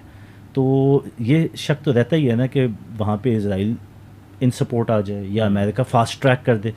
یاد رکھیں کہ F-35 آلریڈی ڈپلائڈ ان سروس ہے, ویئرز کہ J-35 کا ابھی تک پہلا بیچ بھی چائنیز ایئر فورس نے انڈکٹ نہیں کیا. اور یہ کہہ رہے ہیں کہ وہ جو فاسٹ ٹریک کیا ہے تو وہ پہلا بیچ چائنیز ایئر فورس کی جگہ پاکستان ایئر فورس کو ملے. تو بڑا فرق ہے کیونکہ ان کے پاس وہ انوینٹری بتھیری موجود ہے. یہ مطلب اینگلز تو رہتے ہی ہیں. نہیں بالکل یہ چیز اپنی جگہ پہ بالکل درست ہے کہ ظاہر ہے انڈیا کو جو ہے نا وہ, لیکن اب مسئلہ یہ ہے نا کہ وہ پھر اگین وہ پرابلمز آ جاتی ہیں کچھ نا, کہ آپ کے جو نیٹو الائز ہیں جو کانٹریکٹ جنہوں نے دیا ہوا ہے, مطلب پولینڈ ہے یا جو سویڈن ہے یا جرمنی ہے, تو ان کو تھریٹ رشیا کا ہے وہاں سے یوکرائن وار میں. تو کیا ان کے لیے جو چیز بنا رہے ہیں وہ آپ انڈیا کو دے سکتے ہیں؟ سر یہ امریکہ کے لیے مجھے نہیں لگتا کہ انڈیا کو اب F-35 ملیں گے. صحیح ہے, مطلب وہ بھی تو ڈرے ہوئے ہیں کہ ہماری معیشت ڈوب جانی ہے انڈینس کے ہاتھ. مطلب وہ آپ ذرا اس کا جو ہے نا ٹرمپ کا انداز تو دیکھیں نا, مشکل لگتا ہے کہ اسے وہ F-35 یہ بات ٹھیک ہے. بس دوسری بات یہ ہے کہ جی یہ جو 27 اور 28 میں ملیں گے اس وقت تک ہم خرگوش کی طرح سوئے رہیں گے. جی بھائی ایک دفعہ جو آگے نکل گیا نا وہ پھر آپ کو پکڑا ہی نہیں دیتا, وہ پھر آگے ہی ہوتا ہے. اور ایئر فورس میں ہم نے 65 71 میں تو صورت حال ہی مختلف تھی نا, لیکن باقی ہم نے ایئر فورس میں ہمیشہ انڈیا کے اوپر ہماری سبقت ہی رہی ہے. جی. تو اس کا مطلب ہے وہ ہاتھ بیٹھا ہوا جیسے ہوتا ہے نا, مورال کا بھی مسئلہ ہوتا ہے, بہت ساری چیز. تو یہ تو جو ہمارا جو ہمیں اللہ نے جو دے دیا ہے نا ایک برتری, یہ رہے گی. وہ اگر 10 فٹ آگے جاتے ہیں 15 فٹ آگے چلے گئے ہوں گے, یہ تو اسی طرح اب چلے گا. اور بلکہ اب ہماری رفتار زیادہ ہوگی, کیونکہ اب چائنا جس طرح ہم پر اعتماد کرے گا ایسا اعتماد اسے ہم پر پہلے نہیں تھا. دوسری جو اصل میں آپ نے جو بات جو پوچھی تھی نا وہ یہ کہ وہ کہتے ہیں کہ یہ اب اگلے جو یعنی دوسرا راؤنڈ باقی ہے, اور وہاں پہ پرسیپشن یہ ہے کہ یہ انیشیٹ پاکستان کرے گا. تو میں تو یہ بات نہیں کہنا چاہتا تھا, کہ میں نے ویسے تھوڑا سا بٹوین دا لائن کہہ دی تھی کہ بھائی انہوں نے تو ایک نیو نارمل سیٹ کر دیا ہوئے ہیں, اور بلوچستان میں گڑبڑ کر کے ہمیں چانس دے دیا کہ اس نیو نارمل کے مطابق جواب دے سکتے ہو تو دو. تو دنیا میں تو نہیں پوچھ سکتی کیونکہ تو ان کا اپنا سیٹ کیا ہوا نیو نارمل ہے. تو خیر یہ ہاں ثبوت دینے پڑیں گے کہ بھائی انہوں نے یہ سارا یہ بلوچستان میں وہی ملوث ہیں. ایک چیز تو یہ ہے. دوسرا یہ کہ ہوتا یہی ہے کہ جب آپ دشمن کو دبا لیں تو پھر اٹھنے نہیں دینا چاہیے. یہ بھی اس کا بھی تقاضا یہ ہے کہ ایک دفعہ تو اس کو گھٹنوں پہ لے آئیں اور اس سے کوئی ایسا معاہدے بالکل سرنڈر کروا کے کریں. یہ تو اگر آپ اللہ نے آپ کو برتری دے دی ہو تو پھر یہاں تک تو بات کو لے کے جانا چاہیے. تو تب بھی ہمارا حق بنتا ہے کہ ہم ہی کریں وہ. اس حد تک تو ان کی بات مجھے تجزیے سے 100% اتفاق ہے. یہ انہیں اصل میں وہ کیا کر رہے ہیں, وہ آنے والے خطرات کا تجزیہ کریں. وہ کوئی پیشن گوئی تو نہیں کر رہے کہ ایسا ہوگا, ایسا ہونا چاہیے. مطلب جو جنگی طریقہ کار ہے اس کے مطابق یوں ہونا چاہیے کہ اب انیشیٹو پاکستان کی طرف سے ہونا. میں بھی یہ بات مانتا ہوں کہ جس طرح کی اس وقت ہمیں برتری حاصل ہے اس میں یہ چیز بنتی ہے. حالات بھی سازگار ہیں, یہ ہم شرارتی نہیں کہلائیں گے کیونکہ انڈیا نے اس کو بھی ہمیں موقع دے دیا ہے. لیکن ہوگا کیا یہ تو ہم کچھ اس اعتبار سے ابھی نہیں کہہ سکتے. ہو سکتا ہے ہم نہ کر سکیں. اصل میں یہ تو بہت بڑی ضرورت. پہلے بھی جو ہم نے کیا ہے اس کے لیے کوئی مشورہ ہمیں دینے کے لیے تیار نہیں تھا. نہ دنیا میں سے کوئی وہ مشورہ دے رہا تھا, نہ مسلمان ممالک وہ بات کہنے کے لیے تیار تھے, اور نہ ہم سارے مطلب ملکی سطح پہ جہاں فیصلے ہوتے ہیں یکسو تھے. مجھے لگتا ہے سیاسی قیادت, چلیں آج یہ بات اگر 6 سال پہلے والی کہہ ہی دیں کہ جب وہ حملہ ہوا تھا بالا کوٹ پہ یہی سچویشن بنی تھی. جہاز تو ہم نے چلیں گرا لیا جو کچھ بھی ہوا. اس کے بعد جب وہ بھی ایک پتہ نہیں گر گیا کیا ہوا ہے, یعنی کہ فیصلہ اوپر ہوا یا وہ ادھر پائلٹ نے خود ہی فیصلہ لے لیا یا ایئر فورس کے اندر اتنی وہ چیز تھی کہ جس کے نتیجے میں وہ سارا کچھ ہو گیا. لیکن لگتا نہیں ہے کہ وہ کسی ہائی لیول پہ وہ فیصلہ کیا گیا ہو, کیونکہ جتنی جلدی ہم نے افراتفری میں ابھینندن واپس کیا اور کانپیں ٹانگ گئیں اسی موقع پہ انہوں نے کہا تھا نا کانپیں. تو یہ بتاتا ہے یار وہ ہم سے بھی مطلب حادثاتی مکہ چل گیا تھا, ارادتاً نہیں چلا تھا. وہ جیسے موسیٰ علیہ السلام نے مکہ چلا دیا تھا, وہ کچھ ایسا ہی ہو گیا تھا. تو لیکن اصل مسئلہ تو آ کے کھڑا ہوا 2020 میں جب انہوں نے 370 والی وہ شک اٹھائی. تو اس وقت کو یاد کریں نا, عمران خان کی بات تو بہت مشہور ہے کہ اس نے یہ کہا تھا کہ جی کیا میں انڈیا پر حملہ کر دوں پھر.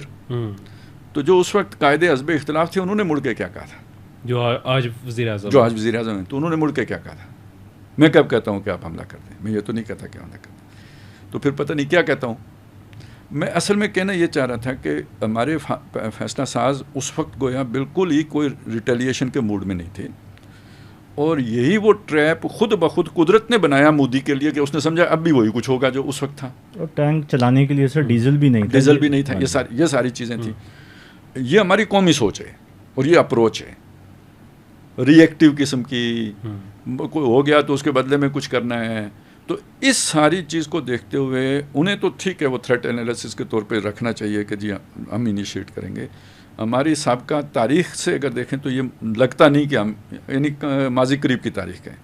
ویسے تو ہم نے کبھی ہم کرتے تھے آپریشن جبراٹر کرتے تھے, کچھ کرتے تھے, لیکن اب یہ جو 20 کے بعد ہماری ایسی دم نیچی ہوئی ہے نا ٹانگوں میں, جیسے کتے ڈال لیتے ہیں وہ ڈر کے, تو اس طرح وہ ہمیں ڈیمورلائز ہوئے ہیں کہ اس طرح کا تو ہمیں کوئی خیال ہی نہیں آتا تھا, سوچ ہی نہیں آتی.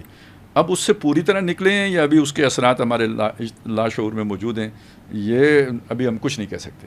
اس لیے مجھے یہ لگتا تو نہیں کہ ہم یہ فیصلہ کریں گے, لیکن اگر یہ فیصلہ قدرت کر چکی ہو تو ہو سکتا ہے حالات ایسے بن جائیں, کوئی وہاں پہ پھر ایسا حادثہ ہو کہ مودی صاحب پھر بیوقوفی کریں, بالکل, یا یہ والا پھر وہ لے ہی لیں. تو بہرحال یہ تو میں موٹی بات یہ کہتا ہوں دوسرا راؤنڈ بنتا لگتا ہے, اور وہ اب انیشیٹ وہ کریں گے یا ہم کریں گے ہم کچھ نہیں کہہ سکتے. کرنا ہمیں چاہیے, یعنی جو بھی جنگی اس میں بنتا ہے نا تو ہماری طرف سے ہونا چاہیے, کیونکہ ایک بندہ جب گر گیا ہو تو اس کی کمر توڑ دو نا تاکہ وہ پھر نہ اٹھے. اچھا خالد صاحب ایک چیز میں سوری اس میں تھوڑا سا ہمارے جو اپنے اس کے بعد کی صورتحال ہے, یعنی 10 مئی کے بعد اگر آپ دیکھیں تو فوری طور پہ جو چیز ہمیں نظر آئی وہ یہ ہے کہ قومی یکجہتی کا ایک ماحول یہاں پیدا ہوا, لیکن اس کو بہت تیزی کے ساتھ کاؤنٹر کیا گیا قوم پرستی کے ایک بیانیے سے.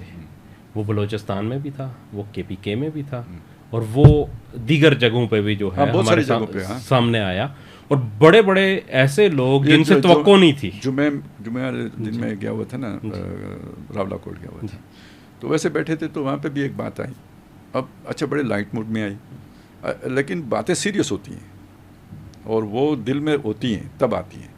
تو بات یہ آئی تھی کہ جی اس طرف بھی کشمیری مرتے ہیں، یہ بہت ایک نارمل بات ہے جو وہاں پہ کہی جاتی ہے، اس طرف بھی وہ مرتے ہیں. اچھا یہ کوئی وہ قوم پرست نہیں ہوتے، محب وطن لوگ ہیں، ساری بات ہے، لیکن یہ والی چیز جو ہے نا یہ رچی بسی ہوئی ہوتی ہے. تو پھر میں نے تھوڑے 10 منٹ لگا کے نا تو اس کو نارمل کیا. میں نے کہا یار یہ جنگیں پھر آخر کیسے لڑی جائیں گی. اور دوسری آپ ذرا اس کو ذرا الٹ کر کے دیکھو کہ چلیں جب آپ یہ بات کہتے ہیں تو آپ کی اس بات کو انڈیا تو نہیں مانتا، مان سکتا ہے کوئی تو آپ کا بھائی ہے، چلیں مسلمان بھائی ہیں تو وہ اپنی فوجیں وڈرا کر لیں، پھر آپ امن سے ہو جائیں گے، اس طرف والے بھی اور اس طرف والے بھی. یار اگلا سیناریو پھر کیا بنے گا؟ چلیں آپ کی یہ تصوراتی بات یا تخیلاتی بات پاکستان مان لیتا ہے اور فوجیں نکال لیتے ہیں، پھر امن ہو جائے گا، پھر اس طرف والے نہیں مریں گے اور اس طرف والے بھی نہیں مریں گے. تو بیانیہ ادھر بھی بنائیں، ہر جگہ پہ بنائیں یہ والا قوم پرستی کا. میں یہی چیز غالب صاحب آپ سے اصل میں جاننا چاہ رہا تھا کہ اس کے تھوڑا سا اسے انالیسس کرنے کی ضرورت ہے. آپ دیکھیں کہ انڈین میڈیا کہتا رہا ہے یہ جب سے بالا کو اپنا پہلگام کا واقعہ ہوا تھا اس کے فوری بعد سے کہ پاکستان کے اندر تو فوج کی جو ریپوٹیشن ہے وہ انتہائی جو گری ہوئی ہے. یہاں تک بھی کہا کہ کچھ راجہ عادل جیسے اور پی ٹی آئی کے بڑے جو فین فالوئنگ ہے ان کے کئی لوگوں نے انڈین ٹی وی چینلز پہ بیٹھ کے یہ کہا کہ اگر مودی کی فوجیں آئیں گی تو وہ لوگ تو ہار پہنائیں گے انہیں. اس وقت اتنی جو ہے نا وہ حالات یہ خراب ہیں. بات بھی بالکل گاؤں تک پہنچی ہوئی تھی. مطلب ہمارے گاؤں کے ایک بندے نے اپنی کسی محفل میں یہ کہا، حالانکہ وہ پورا خاندانی اسٹیبلشمنٹ ہی ہے، لیکن اب تو اسٹیبلشمنٹ کے اندر بھی وہ ایک تھی نا دراڑ. جی بالکل. تو وہ کہنے لگے انڈینز آئیں گے ہم انہیں کوک پلائیں گے، روح افزا پلائیں گے. بھائی یہاں تک پہنچے ہوئے تھے. تو یہی چیز میں کہہ رہا ہوں کہ یہ چیز وہ وہاں پہ ایک اچھا اس دوران چونکہ ایک یکجہتی کا ماحول نظر آیا اور اس کے بعد اچانک سے یہ دوبارہ قوم پرستی کا بیانیہ اتنے اس شدت سے ابھرتا ہوا نظر آ رہا ہے کہ جس میں کہ وہ لوگ بھی جن سے توقع نہیں تھی کہ وہ اس کا شکار ہو سکتے ہیں وہ بھی نظر آئے. اچھا اور اس کے اندر جو وجوہات وہ بیان کرتے ہیں اس کی وہ چیزیں ہیں جو پچھلے 30 سال سے جاری تھیں اور اچانک ایسے لگ رہا ہے کہ جیسے وہ کسی خاص جو ہے نا موقع کے اوپر وہ اٹھ کے وہ سامنے آ گئے ہیں. تو اس کے اوپر ذرا اسے کریں کہ یہ اگر اس چیز کو ظاہر سی بات ہے کہ یہاں کنٹرول نہ کیا گیا تو پھر تو ساری چیزیں جو ہیں اس وقت جو تبدیلی آئی ہے، مطلب ایک مشرف ایرا جو تھا ٹھیک ہے افغانستان کے ساتھ جو بھی ہوا کچھ بھی ہوا کیانی صاحب کے دور میں یہ ہوا اور یہاں پہ چلتا رہا. اب جب صورتحال تبدیل ہو رہی ہے تو آپ پچھلی چیزوں کو لے کے جو وہاں سے چلتی آ رہی ہیں آج کے دور کے اوپر اگر آپ اس کو امپلیمنٹ کر کے اور پھر ایک بیانیہ بنانے کی کوشش کریں تو کیا یہ فیئر ہے؟ ایک تو چیز یہ کر دیں اس کا تھوڑا سا میں چاہتا ہوں کہ پہلے اس کو ہم اصولی طور پہ سمجھ لیں. ٹھیک ہے، ایک انسان کا معاملہ یہ ہے کہ یہ اختلاف سے سیکھتا ہے، وہ متضاد چیز سے سیکھتا ہے. یعنی اگر نفرت کا وجود نہ ہو تو محبت کوئی معنی نہیں رکھتی. جب بالکل اپوزٹ چیزیں ہوتی ہیں کہ جو کسی شے کی اہمیت کو اجاگر کرتی ہیں یا مثبت چیز کی اہمیت کو اجاگر کرتی ہیں. اگر وہ اپوزٹ شر نہ ہونا تو خیر کا کوئی معنی ہی نہیں ہے. پہلی تو یہ بنیادی بات یہ سمجھ لیں. تو جب آپ یہ بات سمجھ لیتے ہیں تو اس کا مطلب یہ ہے کہ یہ جو شر بھی پیدا ہوتا ہے نا یہ آپ کو اسٹرینتھن کرنے کے لیے ہوتا ہے. وہ جو تندی یہ باد مخالف سے نہ گھبرایا وہ کام یہ تو چلتی ہے تجھے اونچا اڑانے کے لیے، اس کو اگر آپ رکھیں تو یہ بہت اچھا ہے کہ یہ والا ابھرا ہے. پتہ ہے اس کا پھر کاؤنٹر کیا ہے؟ اس کا کاؤنٹر یہی ہے نا، آپ کیا ہیں؟ آپ پنجابی ہیں، یہ لوگ کر رہے ہیں کاؤنٹر اور یہ اتنا ہی نقصان دہ ہے. مطلب وہ ادھر سے کسی نے پختون نے بات کی یا کسی افغان نے بات کی یا کسی بلوچی نے بات کی یا کسی سندھی نے بات کی تو ادھر سے پنجابی نیشنلزم جاگ جاتا ہے. یہ آپ نے باقی سب کی بات کی، اس کی بھی بات کریں کہ اس کے ری ایکشن میں جو یہ ہوتا ہے نا یہ شیطانی چکر ہے سارا. جہاں ہستی ہوئی محدود لاکھوں پیج پڑتے ہیں، عقیدہ عقل فطرت سب آپس میں لڑتے ہیں، تو یہ ایکشن کا ری ایکشن وہ جو آپ سنو بال افیکٹ کہہ رہے تھے تو وہ تو پھر چین ری ایکشن ہوتے ہیں. بدلے میں آپ 10 گالیاں دے دیں گے وہ 100 گالیاں دیں گے. تو یعنی پہلی بات تو یہ ہو گئی. اچھا اب اس میں ہوتا یہ ہے کہ پھر آپ بدلے میں کیا شے لے کے آئیں گے کہ آپ جڑے رہیں؟ تو وہ دو قومی نظریے اور نظریہ پاکستان کے علاوہ کوئی اور شے نہیں. تو میں اس کو مثبت طور پر دیکھ رہا ہوں. آپ اگر سیدھی طرح سے نظریہ پاکستان کو نہیں سمجھ پا رہے تو پھر نتیجہ وہ نکلنا ہے. اگر آپ نظریہ پاکستان کو ہیمر نہیں کر رہے، آپ اگر نظریہ پاکستان کو دل کے اندر اتار نہیں رہے، پڑھا نہیں رہے، ایجوکیٹ نہیں کر رہے، اس کی ڈائمینشنز نہیں کھول رہے، اس کے عملی تقاضے نہیں بیان کر رہے، تو پھر نتیجہ وہ نکلنا ہے، اور اس کے پیچھے دنیا ہے، کیونکہ آپ کو کمزور اس بنیاد پہ کرنے، 4 ٹوٹے آپ کے جو کرنے تھے تو اس بنیاد پہ کرنے تھے. تو یہ تو پورا ایک پروجیکٹ تھا جس کے اندر موجود تھے. یہ اب ایک فتنہ ہے، یعنی اس وقت وہ ہمارے لیے فتنہ بن گیا ہے، لیکن یہ فتنہ ہمیں اصل پیغام کی طرف لے کے جا سکتا ہے اگر ہم اسے صحیح طرح سے رخ دے سکیں. تو قرآن مجید میں بھی ظاہر ہے جب نبی دعوت پیش کرتے ہیں تو قرآن بتاتا ہے مقابلے میں شیطان کی دعوت بھی کھڑی ہو جاتی ہے، اور اتنی ہی زور سے کھڑی ہوتی ہے جتنی زور سے نبی کی دعوت ہوتی ہے. وَدُّوا لَوْ تُدْهِنُوا فَيُدْهِنُونَ. یہ اپنے اس سارے دباؤ سے چاہتے ہیں آپ ڈھیلے پڑ جائیں اپنے اس کام میں. جب آپ ڈھیلے پڑیں گے وہ بھی ڈھیلے پڑ جائیں گے. تو جتنے زور سے نظریہ پاکستان کو یا قومی یکجہتی کو اس موقع پہ وہ ملا نا بوسٹ، تو اتنے ہی زور سے اس کا ریئیکشن آنا فطری عمل ہے. لیکن اب اتنے ہی زور سے ہمارے ہاں اس کی ضرورت ہے نظریہ پاکستان کو اجاگر کرنے کی. اچھا، لیکن یہ جب فتنہ کھڑا ہوتا ہے اس طرح کا، دونوں سائڈیں آمنے سامنے آتی ہیں، اس میں بیچارے وہ جیسے ہوتے ہیں نا کولیکٹیو ڈیمیج جو ہوتا ہے، تو وہ کولیٹرل ڈیمیج جو ہوتا ہے، اس میں پھر یہ چیز آ جاتی ہے کہ کچھ سادہ لوگ، کچھ کا تو ایجنڈا ہوتا ہے، اور سادہ لوگ بیچ اس میں ایویں ہی رگڑے جاتے ہیں. اس میں ہمارے اچھا سادہ لوگ عام طور پہ دیندار بندہ ہوتا ہے، یا یہ کہ لیمین یا ماسز میں سے جو وہ سادہ لوگ مخلص ہوتے ہیں، وہ اس کے اندر وہ کوئی گڑبڑ نہیں ہوتی.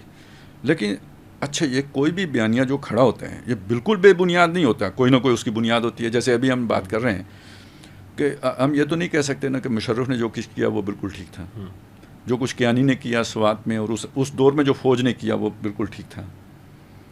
جو کچھ ہوتا رہا اسلام پسندوں کے ساتھ یا اسلام پرستوں کے ساتھ، اسے ہم سپورٹ تو نہیں کر سکتے، اور یہ بھی ہم نہیں کہہ سکتے کہ اس کا کوئی ریئیکشن گراؤنڈ پہ موجود نہیں ہے اور ان علاقوں میں موجود نہیں ہے. اب مسئلہ یہ ہے کہ ایک دیندار آدمی کو یہ دیکھنا چاہیے کہ تبدیلی کیا آئی ہے. اگر وہ اسے نہیں سمجھ پا رہا تو ایک ایسی ہی غلطی کر رہا ہے جو 47 میں دیندار لوگوں نے کی تھی، کہ جو ہندو کے عزائم کو نہیں سمجھ سکے تھے، اور قائد اعظم یا ان لوگوں کی ظاہری جو صورت وہ اور مسلم لیگ کی جو تھی اس کو دیکھ کر تو وہ گاندھی کے جو ہے نا چرنوں میں بیٹھ گئے تھے، اور نتیجہ آج ہندوستان میں مسلمان بھگت رہا ہے. ایسی ہی غلطی آج دیندار آدمی کر رہا ہے کہ یہ جو اللہ تعالیٰ نے ایک بہت بڑی یوں سمجھیے کہ امید اور یہ کہ دین کے اعتبار سے ایک نیا موقع پیدا کیا ہے، اس کو ہم نہیں سمجھ پا رہے. ہم اس فوج کو وہ فوج سمجھ رہے ہیں کہ جو پرویز مشرف کی فوج تھی. اس وقت بھی ہم یہ تو نہیں کہتے تھے کہ فوج غلط ہے، ہمارا موقف تو یہ نہیں تھا. ہمارا یہ بھی نہیں تھا کہ یہ فوج نہیں ہونی چاہیے، ہمارا یہ بھی نہیں تھا کہ یہ ملک نہیں ہونا چاہیے. ہمارا یہ تھا کہ یہ پالیسی غلط ہے. اور پھر جب وہ ایک کے بعد دوسرا اور دوسرے کے بعد تیسرا آنا شروع ہوا تو پھر تو ہم نے یہ کہنا شروع کیا کہ ایک قبضہ گروپ ہے جس نے ہمارے اداروں کے اوپر قبضہ کر لیا ہے. تو رجیم چینج کا مطلب یہ ہے کہ حق بحقدار رسید، وہ قبضہ گروپ سے جان چھوٹی ہے. اب آپ اس وقت کی چیزوں کو لے کے آج جو ہے نا کہ قیادت کو بھی اسی جگہ رکھ کر فیصلے کریں اور اس ریئیکشن میں فیصلے کریں. یہ ایک عامیانہ بات تو ہو سکتی ہے ایک میچور آدمی کی. ایک ویسے بھی مومن کو رد عمل کی وہ پالیسی نہیں اختیار کرنی چاہیے، کیا صحیح ہے کیا غلط ہے، حالات کا تجزیہ کر کے اس کا فیصلہ کرنا چاہیے. مومن ہی نہیں، کسی بھی ایک جو کسی اسٹریٹجی بنانے کی جگہ پہ بیٹھا ہوا ہے اسے ریئیکشن میں آ کے کبھی بھی کوئی فیصلہ کرے گا. آپ ذرا سوچیں، آپ نے ایک انیشیٹو لیا ہے ایز اے ایک جو ہے نا جرنیل کے، تو آپ کو نہیں پتہ اس کا ریئیکشن کیا آئے گا. تو کیا اس ریئیکشن کو کاؤنٹر کرنے کی اسٹریٹجی بنائے بغیر آپ نے وہ ایکشن کر دیا ہے؟ تو اب اگلا بندہ اگر ریئیکشن کرتا ہے تو وہ پھنسے گا یا نہیں پھنسے گا؟ وہ تو ٹریپ بن جائے گا اس کے لیے. تو جو بندہ بھی لیڈرشپ کے مقام پر ہو اسے ریئیکٹیو نہیں ہونا چاہیے. ٹھیک بات ہے. تو وہ پرانی باتوں کو لے کے آج کرنا، ایک تو یہ بات ہے کہ اس کا مطلب یہ ہے کہ عامیانہ سوچ ہے، یہ ایک لیڈر کے شائن شان سوچ نہیں ہے. دوسری بات یہ ہو سکتا ہے عامیانہ نہ ہو تو چلیں وہ جو ہوتا ہے نا ایک کیا کہتے ہیں اسے لوگوں کو راضی کرنے والی سوچ ہے. تو آپ گویا حقائق اور اس کو دیکھنے والے یا لوگوں کو ایجوکیٹ کرنے والے نہیں ہیں بلکہ پبلک ول کے پیچھے چلنے والے ہیں. تو فالو کریں، پھر عامیانہ بات ہو گئی. دوسری بات یہ ہوگی. تیسرا مسئلہ یہ ہے کہ آپ کس کے بیانیے کو سپورٹ کر رہے ہیں، آپ کے اس سارے کام کے نتیجے میں فائدہ کس کو پہنچے گا. उस कब्ज़ा ग्रुप को फ़ायदा पहुंचेगा कि जिसको निकाला गया है। ये तो एजेंडे के तहत कर रहे हैं, ठीक है, तो कितना गलत आपसे बेजाने बूझे में ही हो रहे हैं, गैर इरादी तौर पे हो रहे हैं, लेकिन आपसे हो रहा है।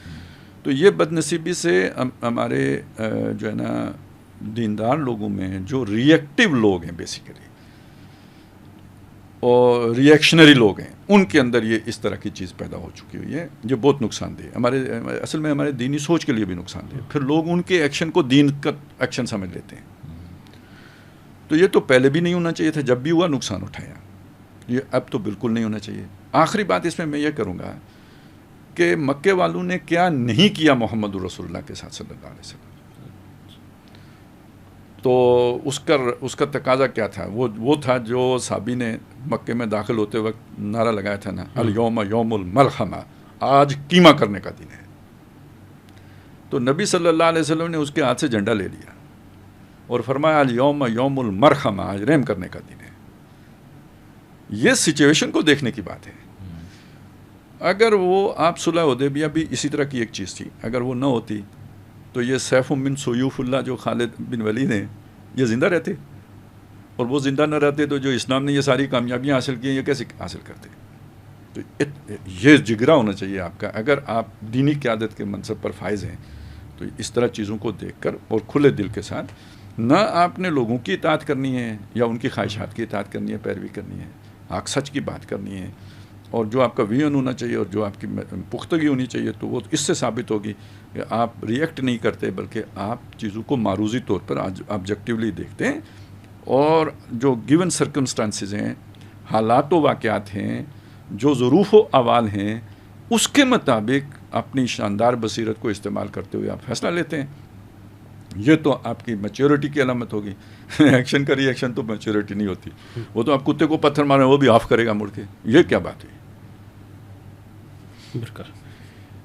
अच्छा, मेरे ख्याल में थोड़ा सा बर्रसगीर से निकल के आप ज़रा मिडल ईस्ट की तरफ जाते हैं, और कैवान में बताएं ट्रम्प साहब आए और बड़ा माल लेके गए हैं वहाँ से, और इसमें खैर कुछ तो चीज़ जो है ना वो स्ट्रेटेजिकली भी हम डिस्कस करेंगे, लेकिन आप ये बताएं कि ये इतनी जो इन्वेस्टमेंट वो लेके गए हैं, इससे क्या फ़र्क पड़ेगा अमेरिका की मईशत को, और मिडल ईस्ट के ऊपर क्या असरात इसके होंगे? जी, मेहताब भाई, आपने अभी इससे पहले भी जो खालिद साहब से भी बात की, और ये जो पूरा तनाज़ुर है ये पाकिस्तान के कॉन्फ्लिक्ट का, या मेरे तो ख्याल में, और खालिद साहब इस पर काफ़ी दफ़ा बात भी कर चुके हैं कि ये अकेला थिएटर नहीं है। ये जो मशरक़ वस्ती का थिएटर है और ये जो हमारा इंडो पाक का थिएटर है, ये असल में तो एक ही थिएटर हैं, जुड़े हुए हैं आपस में। सो हम इनको आइसोलेशन में हमें देखना भी नहीं चाहिए। अब ट्रंप का चलें, एक तो बज़ाहिर जो मौक़िफ़ लगता है कि ट्रंप ने पहले भी ये किया कि आपको याद होगा कि सऊदीया आया और वहाँ पे काफ़ी पैसा लेके hundreds of billions of dollars की इन्वेस्टमेंट पहले भी ये कर चुका हुआ है। तो ट्रंप इस बारे में बिल्कुल ओपन है। वो मिडिल ईस्टर्न जितनी भी हुक्मरान हैं उनको मतलब कोई किसी इज़्ज़त की नज़र से नहीं देखता। वो तो यही कहता है कि इनके पास बहुत पैसा है, हम इनको बचाते हैं, इनकी हुकूमतें जो हैं वो हमारे बलबूते पे खड़ी हुई हैं, तो मैं जाके शेख को कहता हूँ शेख पैसा निकालो। ये वो एलानिया कह चुका हुआ है, मतलब इतनी ही इज़्ज़त की नज़र से वो इनको देखता है। तो एक तो मौक़िफ़ वो है कि अमेरिका की मईशत में सीरियस फॉल्ट लाइंस मौजूद हैं। ट्रंप एक बिज़नेसमैन है और वो एज अ बिज़नेसमैन देख रहा है कि ये इतनी बड़ी दुनिया की मईशत है, ये डूब गई तो मैं भी डूबा, मेरा कारोबार भी डूब। एक तो वो एंगल है इसका। तो मिडल ईस्ट में नो डाउट पैसा है, दुनिया तेल ख़रीद रही है, उस तेल का जो पैसा है वो कहीं तो जाके पार्क होना है।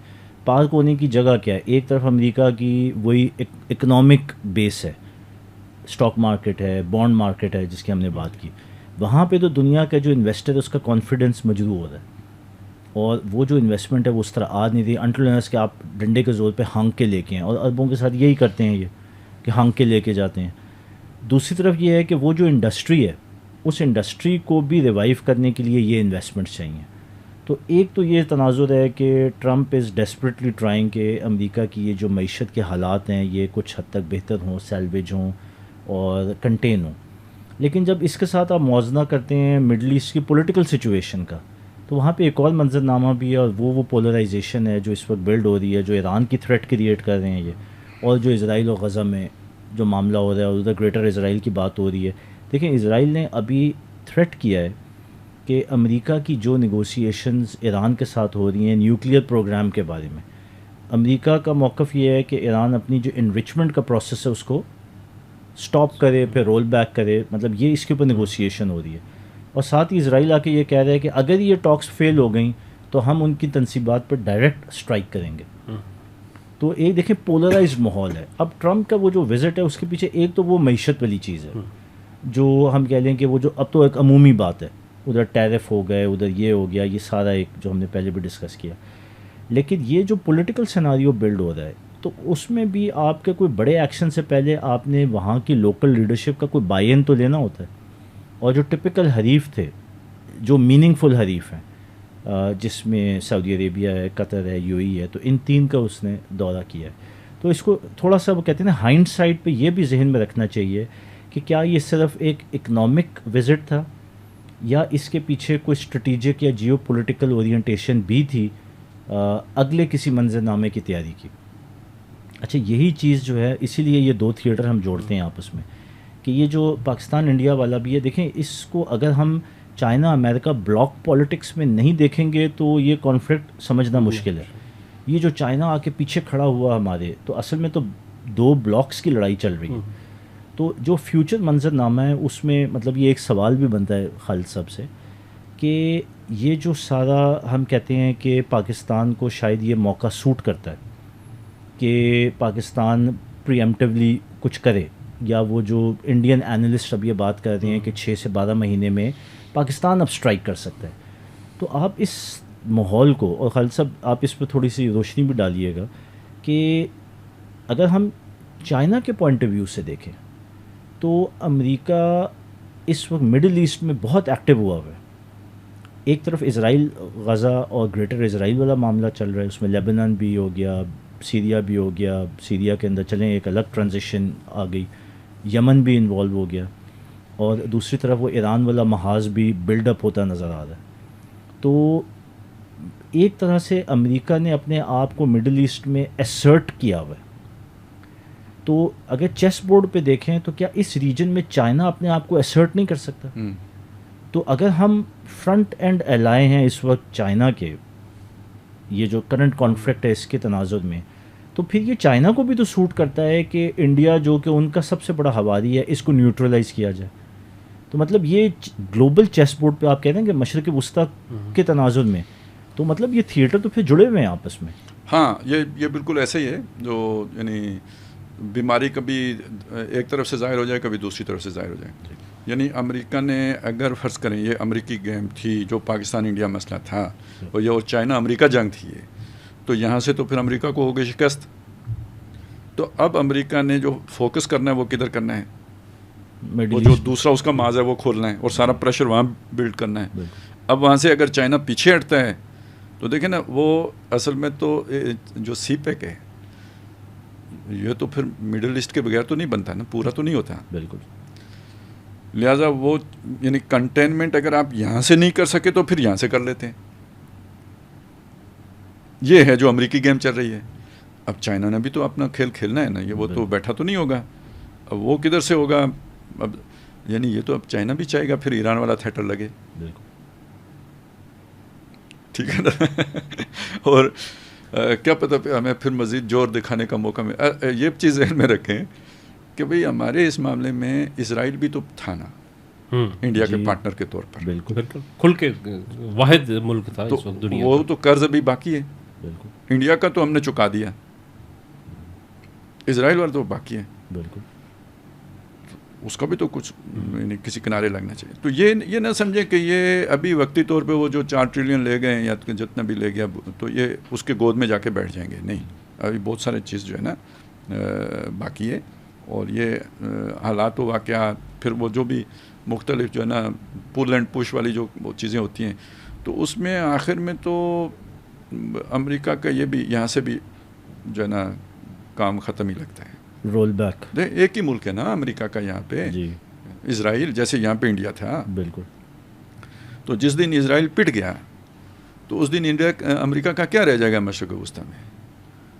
یہ عرب ممالک تو یعنی پھر ظاہر ہے ان کو سپورٹ چاہیے ہوگی، تو وہ کدھر سے ملے گی؟ ترکی سے، ایران سے، پاکستان سے. تو یہ اگر سارے چائنی کلب میں ہوں گے، بلاک میں ہوں گے، تو پھر اس کا مطلب عرب بھی اسی طرف ہوگا. بالکل، اور بظاہر ایسے ہی ہے سر. اب یہ دیکھیں نا، سی پاکستان آ رہا ہے، پتہ نہیں پچھلے دنوں سنا تھا آ رہا ہے یا نہیں آ رہا ہے، لیکن خبر چلی تھی اس طرح. وہ کیوں بھائی، اس کا کیا کام پاکستان آنے کا؟ تو یہ اصل میں یہ کوئی یہی ترتیب ہے نا، اسی سیناریو میں اس کا آنا بنتا ہے، باقی تو اور کوئی مسئلہ نہیں ہے. تو یہ ابھی تو چیزیں یہ آگے اسی طرح بڑھیں گی. کسی ایک کا ہو نہیں گیا ابھی. یہ ہم سمجھیں کہ مشرق وسطیٰ میں ٹرمپ جیت کے چلا گیا، نہیں، پیسے لے کے گیا. پیسے لے کے. اچھا خالد صاحب، اگر مشرق وسطیٰ کو ہم چلو خراج وصول کر کے. ویسے ایک چیز سوری مطابق ایک چیز ایڈ کر دوں اسی تناظر میں. سر یہ بڑی آپ نے انٹرسٹنگ بات کی ہے. اگر اس ہم بگر پکچر کو دیکھ رہے ہیں تو یہ اللہ کی طرف سے پاکستان کو کوئی ان یوزول لیڈرشپ اپرچونٹی نہیں ملی کہ آپ حقیقتاً ایک لیڈنگ رول پہ. تو یہ بہت سارا کچھ جو ہے نا پرفیکٹلی جو ہے نا ایک پلان کے ساتھ ہو رہا ہے، جن سے ہم حادثات اور واقعات سے ایسا نہیں ہے. تو یہ پاکستان کا رول آپ کو نظر آنا، مطلب یہ تو ہر جگہ پہ جو ہے نا ہمارے لیے موقع بن رہے ہیں، یہ سارا خدا کی طرف سے. تو کیا ہم سے ریکگنائز کر رہے ہیں اس اپرچونٹی کو؟ جب اللہ نے منصوبہ بنا ہو تو نہ بھی کریں، آپ کو وہ کام کرنا پڑتا ہے. صحیح. اور وہ ہو کے رہتا ہے، وہ ہو کے رہتے ہیں. اب وہ ہم مودی کو کہتے ہیں بیوقوف ہے، تو اسرائیل کو کس کتے نے کاٹا تھا؟ ادھر چلیں، جو کچھ کرانا ہے مودی سے کرا لو، بندے بھیجنے کی کیا ضرورت ہے؟ وہ بھی اپنا سینگ پھنسا کے گویا اس نے اپنی پریزنس شو کی. یہ ہمیں بتایا، پیغام دیا کہ تمہیں جو ہے نا پھینٹی لگانے کے لیے میں آیا ہوں. یہ نہ سمجھنا تمہاری انڈیا کے ساتھ جنگ ہے، یہ میں ہوں. ٹھیک ہے نا، یہ اس نے گویا میسج دیا. تو میسج تو ڈیلیورڈ. تو پھر ہمارا، اسی لیے میں کہہ رہا ہوں قرض ہے نا، تو قدرت کھینچ کے لے گئی نا ادھر. ہم تو نام بھی نہیں لیتے تھے کبھی جناب. پچھلے 20 سالوں میں کتنا ٹیررزم ہوا انڈیا نے کرایا، ہم نے تو کبھی شکایت بھی نہیں کی کہ یار انڈیا یہ کام کرتا ہے. کل بوشن کو پکڑ کے ہم نے سنبھال کے رکھ لیا، کوئی وہ نہیں بنایا کوئی دنیا کے سامنے مسئلہ کہ بھئی یہ ان کا حاضر سروس بندہ یہ کر رہا تھا یہاں پہ. اور سر وہ جو تو یہودیوں کا نام ہم کدھر سے لیتے اور اسرائیل کا نام؟ حالانکہ اگر پیٹرن دیکھیں تو جو اسرائیل کا پیٹرن غزہ پہ یا فلسطینیوں کے ساتھ ہے، بالکل وہی پیٹرن ایک بڑے اسکیل کے اوپر انڈیا کا ہمارے اوپر نظر آتا ہے. وہی بیہیویئر ہے، وہی پانی روکنا، وہی اسی طرح جو ہے نا ہٹ کرنا. ہاں، یہ سارا کچھ مودی نے تو سارا وہیں سے لیا ہے. بلکہ یہاں ہی نہیں بلکہ مقبوضہ کشمیر کے اندر بھی جو سارے اقدامات تھے یہ بھی سارے وہی اسرائیلی جو ہے ابھی وہ تو وہاں پہ اب بھی ہو رہا ہے، وہ سارا اب بھی ہو رہا ہے. تو اچھا خالد صاحب، جو دوسری چیز مڈل ایسٹ کے حوالے سے میں کہہ رہا ہوں کہ اس دوران مطلب یہ جو دورہ تھا، ایک تو اس کا فائنینشیل اسپیکٹ تھا، ایک چیز یہ ہے کہ اس کو وہ ڈیل آف سینچری 2 کا نام دیا گیا ہے، اور اس میں وہ کہہ رہے ہیں کہ مطلب اس نے آگے جو کام کیا ہے وہاں پہ کہ عربوں سے یہ کہا ہے کہ مسئلہ فلسطین کو ایک طرف رکھ کے تو آپ جو ہے وہ کریں، ایک تو فائنینشیل جو ہے نا وہ ٹائز اپنے اسٹرانگ کریں، اور پھر دوسرا ایران آپ کے لیے سب سے بڑا تھریٹ ہے، اس کے لیے جو ہے وہ آپس میں آپ مل کے ایک بلاک بنائیں وہاں پہ. اور پھر اس کے اندر یہ کہا جا رہا ہے کہ جب ایک اگر بلاک بنتا ہے تو پھر وہ آلریڈی دشمن جو ہے نا وہ دوست بن جائے گا. اسرائیل کا جو ہے نا اگر کل ایران کے ساتھ ڈائریکٹ ہوتا ہے تو اس کا مطلب ہے کہ اس بلاک وہ جو اگینسٹ ایران جو بلاک وہاں پہ بنا ہوا ہے وہ اس کے اندر ایکٹیویٹ ہو جائے گا اور اسرائیل اور اس کے ایک قریب آ جائے گا. تو وہ جو ڈیل آف سینچری 1 کا جو تھا ڈائریکٹلی کہ عرب ممالک، سعودی عرب اور دیگر جو ہے وہ تسلیم کر لیں، وہ UAE اور بحرین کی حد تک تو ہو گیا تھا، لیکن کویت اور سعودیہ اور قطر جو ہے وہ رہ گئے تھے اس سے. تو وہ کہہ رہے ہیں کہ اب ان کو اس طریقے سے جو ہے نا وہاں پہ لے کے آیا جائے کہ وہ اس طریقے سے قریب آئیں کہ دشمن ایران ہے، دوست اسرائیل ہے، یہ ایک پورا پرسیپشن وہاں پہ کریٹ ہو جائے، اور اس کے بعد جو ہے کیا کہتے ہیں ان کے لیے آسانی ہو جائے وہاں پہ یہ کام کرنے کے لیے. تو ذرا اس کے اوپر آپ تھوڑا سا. اصل میں دیکھیں، یہ تو ایران دشمن ہے، یہ تو تقریباً ابھی ہو گئے سر جناب 46 سال 47 سال، یہ تو سودا بکتا رہا ہے، اور اسی سے تو یہ سارے جا کے امریکہ کے پاؤں میں بیٹھے ہیں. اس سے پہلے پھر کچھ نہ کچھ کر لیتے تھے تھوڑا بہت اپنا، لیکن اس کے بعد تو بالکل فلیٹ ہو گئے نا، یہ ایران کے خوف کی وجہ سے. اور ایران نے یہ حماقتیں کی ہیں، مطلب اپنا وہ ڈرایا ہے ان کو. اور صدام کو انہوں نے پہلے آگے اس لیے لگایا تھا ایران سے بچنے کے لیے، اور بعد میں بھی وہ سارا مطلب یہ بھی پچھلے اس 50 سال کا یہ سارا جو ہے نا ایران کے خوف پر منحصر وہ ساری پالیسیاں بنی ہیں. ایران جو پوسٹ ریولوشنر جی ایران تھا. جی ٹھیک. اچھا اب آ جائیں دوسری طرف نا کہ اسرائیل دوست ہے، یہ ذرا نئی کھچڑی پکی ہے تقریباً، لیکن اس کو بھی 10-15 سال تو ہو گئے. وہ آہستہ آہستہ وہ جو ہے نا ہلکی آنچ پہ یہ پکتی رہی ہے. اسے کبھی وہ ابراہیم اکارڈ کا نام دیا گیا، کبھی کیا، کبھی کزنس، کوئی اس طرح کے مختلف یہ چل رہا ہے، یعنی یہ بھی چلتا رہا، ہلکی آنچ پہ چلتا رہا. لیکن یہ چل سکتا نہیں. وہ پہلے والا چل گیا، یہ چل سکتا نہیں. اور یہ چل اس لیے نہیں سکتا کہ جو اسرائیل کے عزائم ہے نا اس کے ساتھ یہ میچ نہیں کھاتا. سب سے پہلی بات غزہ کا لے لیں. عرب حکمران فلسطینیوں کی قربانی دے دیں، کیا عرب عوام بھی یہ قربانی دے دیں گے؟ اور ایک بات اور بھی ہے، یہ جو اللہ نے پاکستان کو کامیابی دی ہے اس کے اثرات عرب میں بھی گئے ہیں. ہاں بہت زیادہ. ٹھیک ہے، سوشل میڈیا پر تو بہت زیادہ، اور ان کے لوگوں کے اندر بھی ایک جوش و جذبہ پیدا ہوا ہے. اچھا اس کا یہ کیا ہوتا ہے کہ آپ کو ہر طرف سے مار پڑ رہی ہو تو آپ مایوس ہو جاتے ہیں. کوئی ایک کہیں کسی کونے میں کھڑا ہو جائے نا تو آپ کو بھی دل آتا ہے کہ وہ والا کام ہم بھی کر سکتے ہیں. تو یہ سارا پریشر جائے گا حکمرانوں کے اوپر، اور یہ جو کچھ غزہ میں ہو رہا ہے اس کو وہاں کی پبلک نہیں برداشت کر سکتی. اس کے ساتھ آپ جا کے کزن بنیں یا ابراہیم اکارڈ کریں، یہ نہیں چلے گا. آپ کی حکومتیں الٹ جائیں گی، یہ نہیں چل سکتا. ایک تو چیز یہ ہوگی. اچھا یہاں پہ بات رک جائے گی کیا؟ انہوں نے 3rd ٹیمپل بنانا ہے یا نہیں بنانا؟ بالکل. تو وہ قبۃ الصخرہ کو گرائیں گے یا اس کے بغیر، یا اور مسجد اقصیٰ کو گرائے بغیر بنا لیں گے؟ اس کا کوئی ری ایکشن عرب عوام کے اندر نہیں آئے گا. کدھر کزن بنیں گے آپ؟ پھر اس سے آگے وہ رک جائیں گے. انہیں اردن نہیں چاہیے، انہیں لبنان نہیں چاہیے. ابھی تو اپنے شام کو چلیں، کچھ نہ کچھ وہ جو ہے نا وہ دلا دیا ہے ریلیف، لیکن کیا شام پر قبضہ کرنا گریٹر اسرائیل کے پلان کا حصہ نہیں ہے؟ تو یہ نہیں چلنے والا. سر یہ کوئی 2 اسٹیپ اسٹریٹجی نہیں لگتی کہ پہلی لالی پاپ دے کے ان عرب ممالک کو ایران کے خلاف منظم کرو، اور ان کے پلاننگ میں جب یہ اوور ہو جائے تو اسٹیپ 2 میں پھر اسرائیل اپنی اگلی کارروائی کرے؟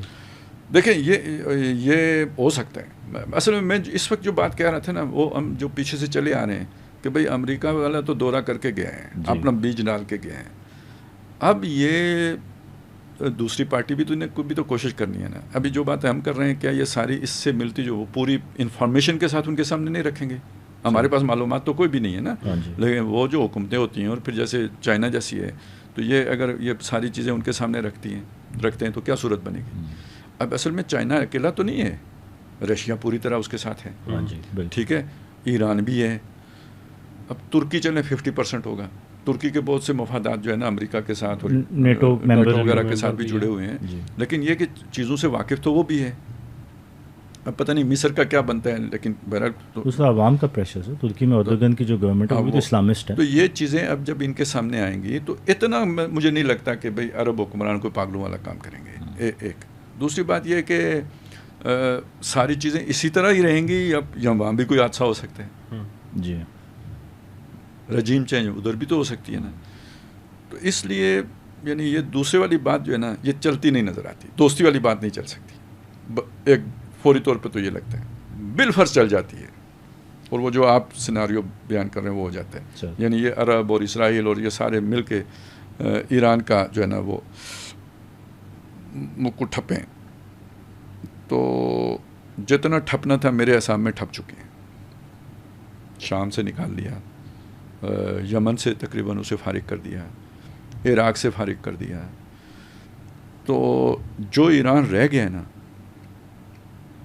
اس کی طرف اگر اسرائیل آئے گا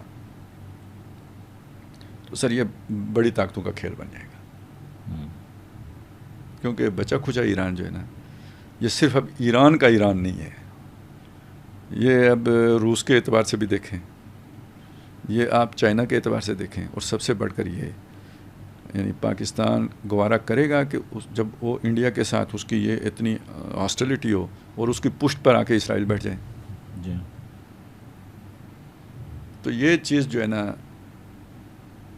اتنی آسان نہیں ہے. ایران والا معاملہ جو ہے نا، یہ کانٹا نکالنا کوئی اتنا آسان مسئلہ نہیں ہوگا اسرائیل کے لیے اور امریکہ کے لیے. اور کیا پتہ، کوئی پتہ نہیں کہ یہی ٹرننگ پوائنٹ بن جائے، جیسے ابھی بنا ہے ہمارے ساتھ، جیسے بنا ہے نا، ہو سکتا ہے یہی ٹرننگ پوائنٹ بن جائے.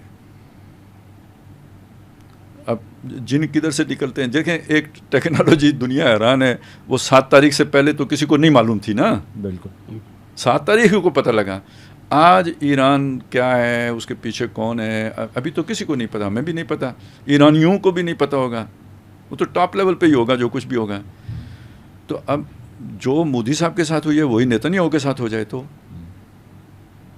وہ تو ہے ہی بیچارہ اتنا سارا ہی، تو صاف ہی ہو جائے گا. لیکن خالد صاحب نیتنیاہو کو ایک بڑا پرابلم ہے نا کہ وہ چاہ رہے کہ اگلے الیکشن سے پہلے وہ کچھ بڑا حاصل کر لے، اور اگر جس دن اسے حاصل ہو جائے اس دن وہ اگلے الیکشن اناؤنس کر دے. یہی ہوتا ہے. مودی بھی یہی اسی کے اوپر تھا. لیکن مطلب اس کا تو بہت زیادہ مسئلہ بنا ہوا ہے کہ جو اس نے غزہ کے اوپر کیا تھا، اور غزہ والوں کی جو مزاحمت اور ان کی استقامت نے اس کو مطلب وہ ختم کر کے رکھ دیا. مطلب اب اسے لے کے یہاں پہ پبلک ریٹنگ بھی بہت کم ہو گئی. مطلب اب اس کے جیتنے کے امکانات ختم ہو گئے نا. اب وہ جیتنا تبھی ممکن ہوگا جب کوئی بہت بڑی شے کرے. اچھا، اس کا مطلب یہ ہے کہ وہ بڑی شے کرنے کے لیے پلاننگ، فیزیبلٹی، یہ سب بعد میں ہو گیا ہے. سیاسی ضرورت پہلے ہو گئی ہے. تو یہی تو حماقت ہوتی ہے، ڈیسپریشن. یہی ٹھیک ہے. میں اصل میں جو چیز سامنے رکھنا چاہ رہا ہوں کہ اس کا مطلب یہ ہے کہ حالات و واقعات آپ کو مجبور کر کے اس جگہ پہ لے آئے ہیں جو آپ کے لیے کمفرٹیبل نہیں ہے. بامر مجبوری وہ کام کرنا پڑے گا. تو پھر آگے سے جواب اگر تگڑا آ گیا تو اس کے لیے تو آپ نہیں تیار ہیں. اچھا خالد صاحب، اس پہ ایک اینگل ہے، اس پہ بھی ذرا آپ روشن ڈالیے گا. سر یہاں پہ انڈیا نے ایک پوزیشن لی اور اپنا ایک شو آف فورس کرنے کی کوشش کی، اور 9th اور 10th کو اس کے بعد ہوا. تو گارڈین جو انگلینڈ کا اخبار ہے، اس نے ایک بڑی انٹرسٹنگ سرخی لکھی. میں اس کو جوڑنا چاہتا ہوں ذرا مشرق وسطیٰ سے. اس نے لکھا کہ یہ جو کمبیٹ ہوا تھا، this was not a dog fight, this was an ambush by Pakistan. اب آپ اسے یوں ہی گھات لگا کے جو ہے نا. اچھا سر، کہیں ایسا تو نہیں کہ جب ہم اگین بلاک پالیٹکس، چائنا امریکہ کے تناظر میں سارے بات کو دیکھتے ہیں، تو ایک طرف تو دیکھیں نا وہ ایک طاقت ہے، مغرور ہے، ایگزسٹنگ سپر پاور ہے، وہ اپنے ایک زور پہ. لیکن ظاہر ہے یہ جو پورا منظر نامہ ہے، تو یہ نہ ہو کہ یہاں پہ بھی چائنا اور اس کے پراکسی ایران نے کوئی گھات لگا کے بیٹھے ہوئے ہوں کہ آؤ اور پھر سرپرائز دیں. سر جی، میں آپ کو یہی بتا رہا ہوں. اصل میں جو بات میں کہہ رہا تھا، چل میں گھات لگانے کی تو نہیں کہہ رہا، لیکن میں یہ آپ کو دکھا رہا ہوں کہ بھائی نیتنیاہو یہ کام جو کر رہا ہے، یہ اصل میں کسی اور مقصد کے لیے کر رہا ہے. یہ اس کے پلان کا حصہ نہیں ہے، اس کی ضرورت نہیں ہے. تو جب یہ چیز ہوتی ہے تو اس کا مطلب یہ ہے کہ یار آپ کوئی مطلب خام خواہ ایڈونچر میں جا رہے ہو، یا نیشنل انٹرسٹ میں نہیں ہے. ابھی نہیں ہے جی ٹھیک ہے. ایران سے بھی اسے کیا خطرہ ہے؟ کوئی خطرہ نہیں. وہ ابھی فرض کریں وہی بات ہے کہ وہ اگر اس طرح آتا ہے. اب ایران نے ایک بات تو کہی ہے نا کہ اگر ایران پر اسرائیل حملہ کرتا ہے تو ہم اسے امریکہ کا حملہ تصور کریں گے. تو اس بات کا کوئی مطلب تھوڑا بہت تو سمجھ میں آ جانا چاہیے نا. بالکل کہ ہم پھر جواب کدھر دیں گے. بالکل سر. اور باقی یہ کہ دیکھیں شام میں نقصان جتنا ایران کا ہوا ہے نا، اتنا ہی روس کا بھی ہوا ہے. صحیح. تو کیا روس کیوں برداشت کرے گا؟ ترکی کا بھی کافی کچھ رہتا ہے کام. تو یہ بہرحال اسرائیل اگر اس معاملے میں اس وقت پڑتا ہے نا تو اپنا ہی نقصان کرنے کا اس کا خدشہ زیادہ ہے. ایران کو آپ ٹھیک ہے کمزور ملک دیکھیں گے، اس کی ایئر فورس ہی نہیں ہے، یہ ہے وہ ہے، لیکن اس دنیا میں جو اب کی دنیا ہے اس میں کوئی پتہ نہیں ہوتا. آپ کی 2 چیزیں پہنچ جائیں وہاں پہ تو وہی کام تمام کر دیتی ہے. خالد صاحب، یہ تو آپ اپنے یمن کے تناظر میں دیکھا. یمن میں حوثی ملیشیا کو آپ دیکھیں کہ مطلب ایک چھوٹی سی ملیشیا جو ملک کے 30% کے اوپر جس کا قبضہ ہے، وہ ہائپرسونک میزائل مار رہے ہیں، وہ ہائپرسونک اسرائیل کے اوپر مار رہے ہیں، ان کے ایئرپورٹس کے اوپر جا کے گر رہے ہیں. اور سر جو آپ کے 2 امریکی بحری بیڑے جن سے دنیا ڈرتی تھی وہ لگا کے امریکہ تو وہ مطلب اس سے یہ ہوا کہ ان کے ڈیفنس کاؤنٹر میئرز جو تھے وہ ناکام ہو گئے، تو انہوں نے اسے رول کرنا شروع کیا میزائلوں کے اٹیک سے بچنے کے لیے، اور اس میں ان کے جہاز جو ہے سمندر میں گر گئے اس کے اوپر کھڑے ہوئے. تو پھر انہیں پیچھے ہٹانا پڑا اور پھر جا کے ٹرمپ صاحب نے معاہدہ کر لیا ان کے ساتھ کہ جی ٹھیک ہے آپ اسرائیل کے اوپر کرتے رہیں حملہ، تو یہاں سے بس جو ہے نا وہ نہ کریں، جو ہے نا باقی جہازوں کو نہ چھیڑیں. اچھا باقی جہازوں کو تو وہ پہلے بھی نہیں چھیڑ رہے تھے جب تک کہ امریکہ اور برطانیہ نے خود جا کے اٹیک نہیں کیا تھا، اس وقت تک تو وہ اس کو چھیڑ نہیں رہے تھے. تو پھر آپ نے گین کیا کیا اتنا عرصہ لگا کے، آپ نے اتنی وہ اس کے اوپر کی، اور چھوٹی سی ملیشیا. تو اس کے مقابلے میں اگر وہ اسے کہتے ہیں کہ اسے ایران کی سپورٹ تھی، تو اگر ڈائریکٹلی آپ ایران کے اوپر آتے ہیں تو کیا مطلب ایران کو اتنا کمزور سمجھا جا سکتا ہے کہ وہ اس کا خاص طور پہ اب وہی بات ہے کہ جب گیم یا لڑائی جب چائنا اور بلاکس کی، ہاں تو اس میں آپ ایران کو اگر کمزور کر رہے ہیں تو پھر یہ آپ کی اسسمنٹ یہ تو پورا وہی ماحول بن رہا ہے جو ورلڈ وار 1 اور 2 کے پہلے بنا تھا. تو مطلب یہ تو بالکل ایک کہتے ہیں نا کہ ریپیٹ تھرڈ ٹائم یہی بلاکس پہلے بنتے ہیں، اس کے بعد پریشر کوکر میں ہوتا ہے، پھر ایک ایک کر کے انفولڈ ہونا شروع. کبھی بھی عالمی جو جنگ ہے وہ ایک دم سارے ملکوں میں نہیں شروع ہوتی. پہلے سر آپ یاد کریں جب یہ جو روس کی اور اس کی یوکرین کی جنگ ٹھیک ہے، بالکل اس وقت ہم نے کہا تھا یہ امریکہ اور چائنا کی جنگ ہے، اور کوئی ماننے کے لیے تیار نہیں تھا، اور یہ پہلا فرنٹ کھلا ہے. اور ہم نے یہ کہا تھا کہ اس کے 2 جو ہے نا اور کھلیں گے محاذ، اور ایک جو ہے نا مشرق وسطی اور دوسرا بر صغیر ہے. بالکل اب سب کھل گئے، بالکل ایسے ہی. تو اس کا مطلب ہے کہ جو ہمارا وہ ایک وہ تھا نا چیزوں کو دیکھنے کا وہ ٹھیک تھا جی، سب حالات و واقعات اسی ترتیب سے ہوئے. تو اس میں آپ ایران کو اکیلا نہ سمجھیں، بس اتنی ساری بات ہے. تو خالد صاحب میرے خیال میں کافی ہو گئے آج کے لیے. باقی تو کافی ہو گیا ہے. ایک آج کل کا اور گرم مسئلہ ہے جی جی، اور وہ مسئلہ ہے جی 18 سال کی عمر میں نکاح کا. اس پہ کچھ نہ تھوڑا جی بالکل، کیونکہ مجھے تو بہت آیا ہوا ہے. نہیں ضرور ضرور. اصل میں وہ دیکھیں مسئلہ یہ ہے کہ اس کے بارے میں نا بڑی عجیب و غریب باتیں سننے کو مل رہی ہیں. کوئی کہتا ہے جی وہ جو آپ جب تک کوئی سمجھدار نہ ہو جائے تو 13 سال کی بچی کا شادی کرا دینا تو وہ تو سمجھداری نہیں ہوتی، بچہ سمجھدار نہیں ہوتا ہے. کوئی کہتا ہے جی ڈرائیونگ 18 سال سے پہلے نہیں ہوتی، ووٹ دینے کا 18 سال سے پہلے نہیں، وغیرہ وغیرہ بہت ساری اس طرح کی چیزیں. اس لیے میں سمجھتا ہوں کہ تھوڑا سا اسے ہمیں اچھی طرح سے سمجھ لینا چاہیے مسئلہ کیا ہے، مغالطے کا شکار نہ ہو.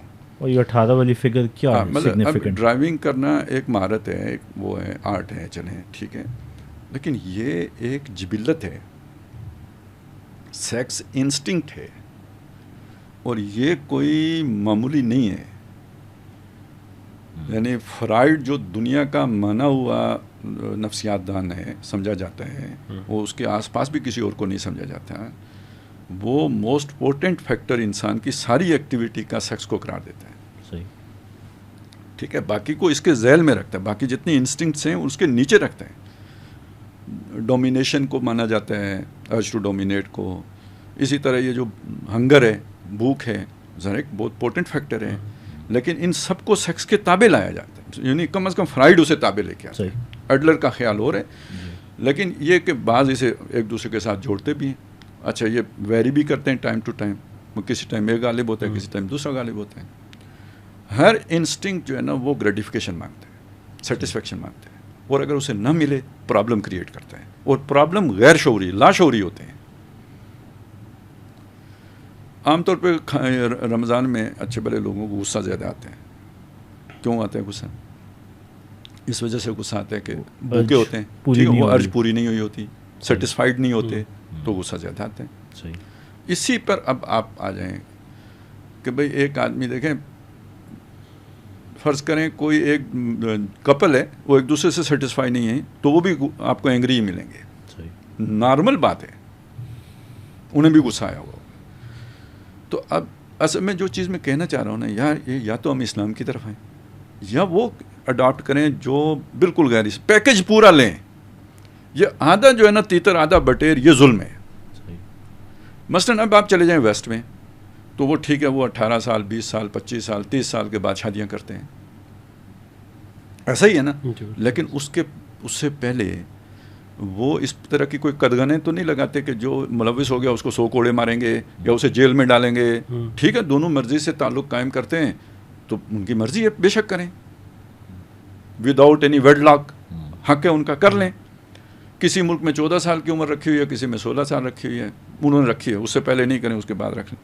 لیکن اس سے پہلے اگر کوئی کرے, شکایت نہ لگائے, تو ریاست کو کوئی اعتراض تو نہیں ہے نا کہ وہ ڈھونڈ کے نکالے گی کہ تم نے 12 سال کی عمر میں کیوں کر لیا. تو مسئلہ یہ ہے کہ ایک ارج ہے, ایک انسٹنکٹ ہے, وہ اپنی سیٹسفیکشن, گریٹیفیکیشن چاہتی ہے, اس پر آپ قدغن لگا رہے ہو, ٹھیک ہے, اور ان کی اتباع میں لگا رہے ہو جنہوں نے نہیں لگائی ہوئی. انہوں نے نکاح کی عمر یا ویڈ لاک کی عمر 18 سال رکھی ہے, تو اس سے پہلے پابندی تو نہیں لگا دی کہ تم آپس میں مل نہیں سکتے. آپ تو پابندی لگا رہے ہو, اور اگر نہیں لگا رہے تو اسلام کے خلاف مطلب چھوٹ دے رہے ہو.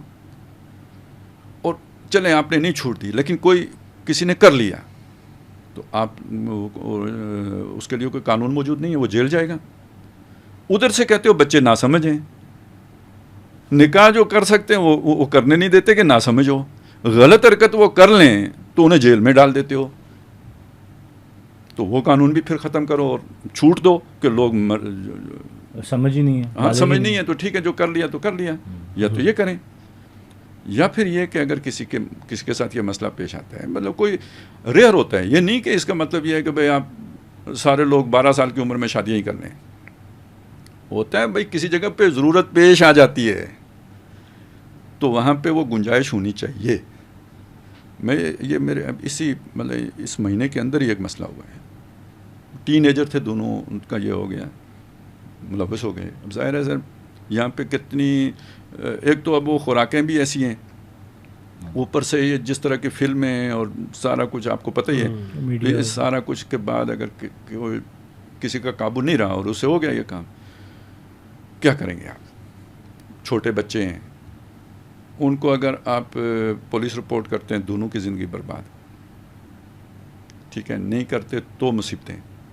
وہ فرض کرو وہ پریگننٹ ہو گئی, کیا ہوگا؟ ہمارے معاشرے میں تو کوئی گنجائش نہیں ہے. وہ جو لڑکی والے تھے ان کی ڈیمانڈ یہ تھی کہ لڑکا ہمارے حوالے کرو, بس نہ ہم نے رپورٹ کرنی ہے نہ کچھ کرنی ہے, نہیں تو سب کی خیر نہیں ہے, وہ پورے خاندان کی, لڑکا ہمارے حوالے کرو. اب آپ سمجھ سکتے ہیں لڑکا حوالے کریں تو کیا ہوگا. کوئی حل ہی نہیں ہے کسی بات, ایک ہی حل تھا, ایک وہ یہ کہ بھائی ان دونوں کو نکاح کرا دو. اس کی حکومت نے گنجائش ہی نہیں چھوڑی. اب اس پر قتل ہو جائیں اور ہو سکتے ہیں. یہ اسی ہفتے میں بگتا کے آیا ہوں, 15 دن کے اندر. تو اب آپ سوچیں, یعنی کہ ہم کیا, مطلب کوئی سوچتا ہے یہ کہ یہ جو ہم کر رہے ہیں یہ کیا ہے؟ یہ انسان ہے یار, یہ کوئی روبوٹ تو نہیں ہے. ان کے بارے میں حکیم بندے بیٹھ کے فیصلہ کرتے ہیں. یہ تو نہیں کہ بھائی آپ کو وہ اوپر سے حکم کیا ہے. تو ایک تو یہ چیز تھی, مطلب میں یہ چاہتا ہوں یہ ذرا ہمیں معلوم ہونی چاہیے کہ بھئی یہ مسئلہ, اس کو یا تو پھر پورے اسلام کی طرف آئیں اور اس میں جو بھی کوئی عمر کی یاد نہیں ہے, یا پھر وسط کی طرف جائیں. کم از کم یہ ظلم نہ کریں کہ ایک طرف تو جی آپ نے پابندی لگا دی جو جائز رستہ تھا, جو جس کو آپ کہتے ہو ناجائز رستہ ہے اس کا امکان چھوڑ دیا اور اس پر سزا مقرر کر دی. تو یہ ہے اصل میں جو دوسری طرف جس کو نہیں دیکھ رہے. تو ظلم کس پر ہوا؟ 18 سال سے کم عمر لوگوں پر ظلم ہوا. اب اس پہ دلیل یہ دیتے ہیں کہ کوئی باپ پسند کرے گا کہ وہ 12 سال کی لڑکی کسی کے نکاح میں دے دے. یار یہ کوئی دلیل ہے؟ یہ تو اگر آپ باپ کو کے جذبات پر چھوڑ دیں تو وہ تو 25 سال کو بھی پسند نہیں کرے گا کہ کسی کے نکاح میں دے دے. کیوں کرے؟ مطلب اس کو تو گھر سے ایک, یعنی وہ تو دکھ سے نکال رہا ہوتا ہے, لیکن اس سماجی ضرورت کے طور پر نکال رہا ہوتا ہے نا, یا اس کی نفسیاتی ضرورت کے طور پر نکال رہا ہوتا ہے. وہ اپنی خوشی تو اس کی نہیں ہوتی. گھر سے بندہ رخصت کرنا کوئی آسان کام تو نہیں ہے. تو ایک یہ جو ساری چیز ہے اس کو دیکھنے کا ایک پہلو یہ ہے. اسی میں ایک دوسری چیز بھی ہے, اصل میں ہمارا مسئلہ کیا ہے, پرابلم کیا ہے ہماری, نہیں بلکہ اس کو یہ بھی دیکھیں کہ اس کا نتیجہ کیا نکلتا ہے. کہ آپ نے بے جا روک ٹوک کی. پوری دنیا میں سب سے گھٹن والا معاشرہ یہ ہندوستان کا معاشرہ ہے. کیا پاکستان, کیا ہندوستان. نہ یہ حالات عرب کے ہیں, نہ یہ حالات ویسٹ کے ہیں. جو یہاں پہ پرابلمس ہیں, بڈھا جو بندہ ہے, ابھی کل پرسوں ایک ڈاکٹر کا اسکینڈل آیا ہے, کل کی بات ہے, کل خبریں آئی ہیں کہ وہ 65-70 سال کا تو لگتا تھا. بالکل ایسا. ٹھیک ہے, وہ بھی ایسا بھوکا کہ وہ اپنی جو پیشنٹ تھی اس کے, یعنی اسے ایکسپلائٹ کر رہا تھا. ایک تو ہوتا ہے نا رضامندی نا مطلب اسے وہ ٹھرک نکال رہا تھا ویسے ہی. یہ آپ نارمل آدمی سمجھتے ہیں اسے؟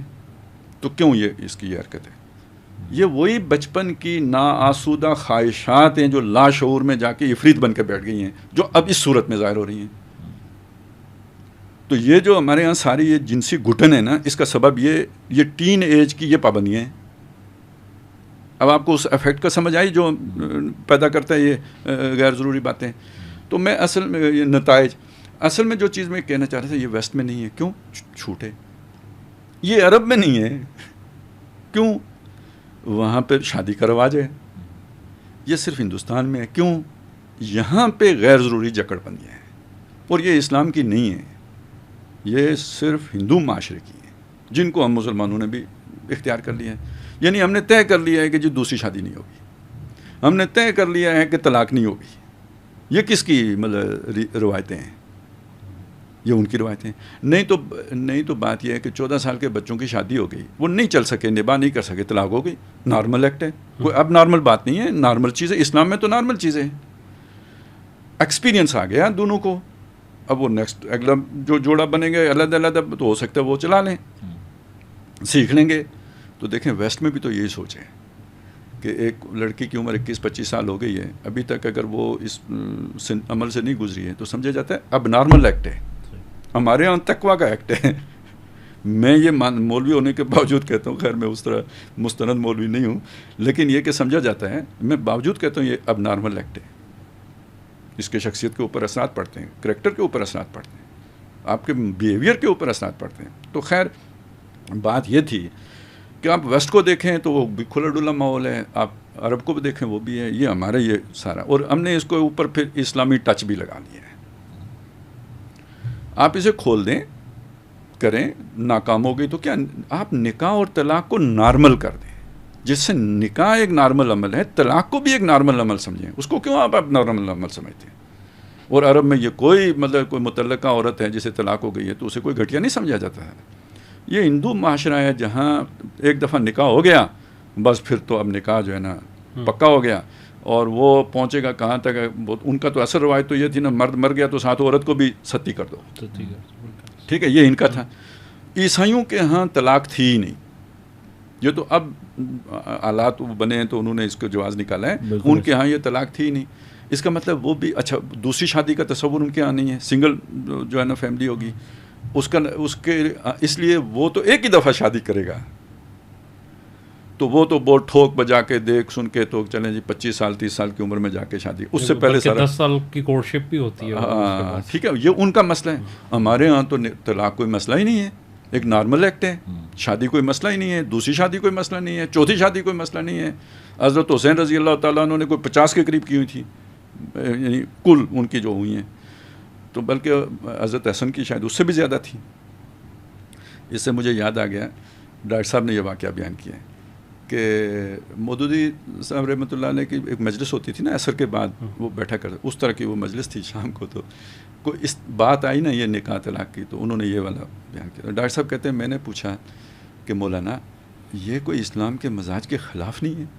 اور ظاہر ہے آپ بھی حیران ہو گئے کہ بھائی 50 شادیاں کرنا یا یہ اتنی شادیاں کرنا یہ کوئی اسلام کے مزاج کے خلاف نہیں ہے. تو مولانا نے فوراً جواب دیا، بجست سا جواب دیا کہ اصل میں اسلام کا مزاج ہم نے انہی شخصیات سے سمجھنا ہے. ٹھیک ہے نا، یہ اسلام کا مزاج ہے. آپ نے کیا شے بنا دیا ہے؟ تو مجھے تو ویسٹ میں اور وہ جو عرب کلچر تھا جس میں نبی صلی اللہ علیہ وسلم کی بعثت ہوئی ہے، صرف ایک فرق معلوم ہوتا ہے شخص کی اس کو ٹیکل کرنے کے اعتبار سے، کہ وہ ویڈ لاک کے بغیر کرتے ہیں، یہ ویڈ لاک کے ساتھ کرتے تھے. صحیح، باقی کوئی فرق. اور آپ ایکچولی اگر دیکھیں تو کیا آپ نے اگر کسی کے ساتھ جنسی تعلق قائم کیا اور اس کے بعد اسے چھوڑ دیا، شادی کسی اور کے ساتھ کر دی، ایک سیناریو یہ ہے. دوسرا یہ ہے کہ اس کے ساتھ آپ نے نکاح کر دیا اور بعد میں اگر نہیں چلا تو طلاق دیتی، تو کیا دونوں باتوں میں فرق ہے؟ تو یہ ذرا ہمیں تھوڑا سا اس معاملے میں، یعنی اس مسلمانوں کو، خاص طور پہ مسلمانان ہند کو اپنا جو ہے نا مزاج اسے تبدیل کرنا پڑے گا، نہیں تو ہم بہت نقصان اٹھائیں گے، بڑے مسائل کھڑے ہوں گے. اور ایک اور مسئلہ بھی ہے، پوری دنیا میں اب بھی دیکھیں، آج بھی دیکھیں، اس اعتبار سے ہندو ہو یا مسلمان ہو، یہ ہندوستان کا فرد جو ہے نا مرد، یہ سب سے زیادہ جو ہے نا مختلف نقطہ نظر کا مالک ہے. عرب شادیاں زیادہ کرتے ہیں، طلاقیں دیتے ہیں اور شادیاں کرتے ہیں، طلاقیں دیتے ہیں اور شادیاں کرتے ہیں، پتہ نہیں کتنی کر لیتے ہیں. ویسٹ والے شادی تو ایک ہی کرتے ہیں اکثر و بیشتر، لیکن یہ کہ تعلق ان کا بے شمار، تو برابر ہو گئے دونوں. یہاں والوں کا مسئلہ کیا ہے؟ یہ توحید پرست ہیں، اول تاخر ایک ہی ہے. تو یہ یعنی بالکل پوری دنیا سے ایک مختلف مزاج ہے، لیکن اسلام کا مزاج وہی ہے. تو اب ہمیں فیصلہ کرنا ہے کہ کوا ہنس کی چال چلے گا یا کوے کی چال چلے گا. جب ہم یہ والے اس طرح کی چیزیں کرتے ہیں تو پھر یہ سارے مسائل کھڑے کر لیتے ہیں اپنے لیے. اب ان کو کیا کریں گے؟ اگر اس سے پہلے کوئی اس طرح کا ایکٹ ہو جائے تو پھر یہ کہ ان کو سزائیں دیں، ان کو جا کے جیل میں قید کر دیں. وہ بچوں کے ساتھ ان کی ہمدردی ہے نا، یہ ظلم ہے. اچھا اگلی بات سوچیں، دلیل کیا جی؟ سمجھداری. تو 18 سال کے والے کو سمجھداری آ جاتی ہے، وہ تو پھر صحیح عمر جا کے وہی بنتی ہے جس عمر میں عمران خان نے شادیاں کی ہیں. 40 سال کے بعد کریں پھر، تو 40 سال سے پہلے کیا کرے گا؟ اچھا باپ اگر نہیں پسند کرتا کہ بھئی وہ 12 سال کی یا 14 سال کی بیٹی تھی، تو میری بات سنیں، ایک خاتون اگر بیوہ ہو گئی ہے یا اسے طلاق ہو گئی ہے اور اس کی اولاد ہے، اس کی اولاد پسند کرے گی کہ ان کی ماں دوسری شادی کرے؟ تو اگر دوسرے کی پسند پر کسی اور کے جذبات کی جو ہے نا آپ نے بےخونی کرنی ہے تو پھر اولاد کے جذبات کا خیال رکھیں اور ماؤں پہ بھی پابندیاں لگا دیں کہ وہ بھی پھر شادی نہ کر سکیں. تو بے تک کی باتیں، جتنی بھی دلیلیں حماقت اور بے تکی اور ناسمجھی اور پر مبنی ہیں. کوئی بھی اپنے اندر کوئی وہ نہیں رکھتی، طاقت نہیں رکھتی، دلیل کی طاقت نہیں رکھتی، اور انسانی نفسیات کے بھی خلاف ہیں. اور یہ کہ یہ ایک طرح کی منافقت بھی ہے. بڑے مسائل معاشرے کے، یا تو پورا کھولے معاشرے کو اس طرح جیسے ویسٹ کا ہے تاکہ چلیں جو بھی ہو.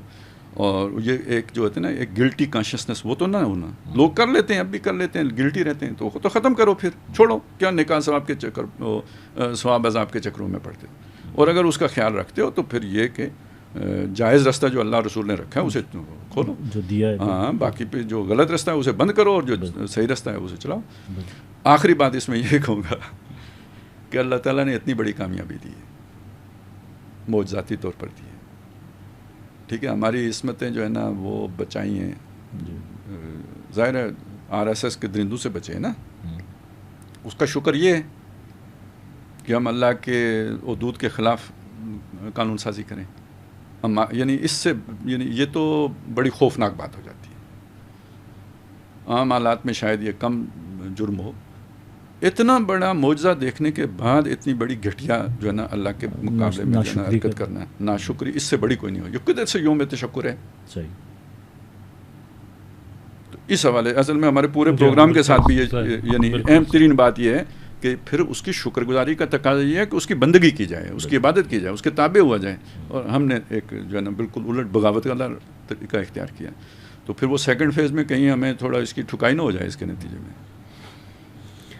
جی خالد صاحب، اچھا ایک چیز آخر میں چلے، آپ نے چونکہ بات کر ہی دی ہے، چونکہ یہ آپ نے پچھلے پروگرام میں بھی ایک بات کی تھی کہ یہاں پہ مسئلہ یہ ہے کہ اس کے بعد کوئی چیز ہو جائے تو پھر چاپلوسی کی حدیں جو ہے نا وہ پار ہو جاتی ہیں اور اس کے نتائج جو ہے بڑے مختلف نکلتے ہیں.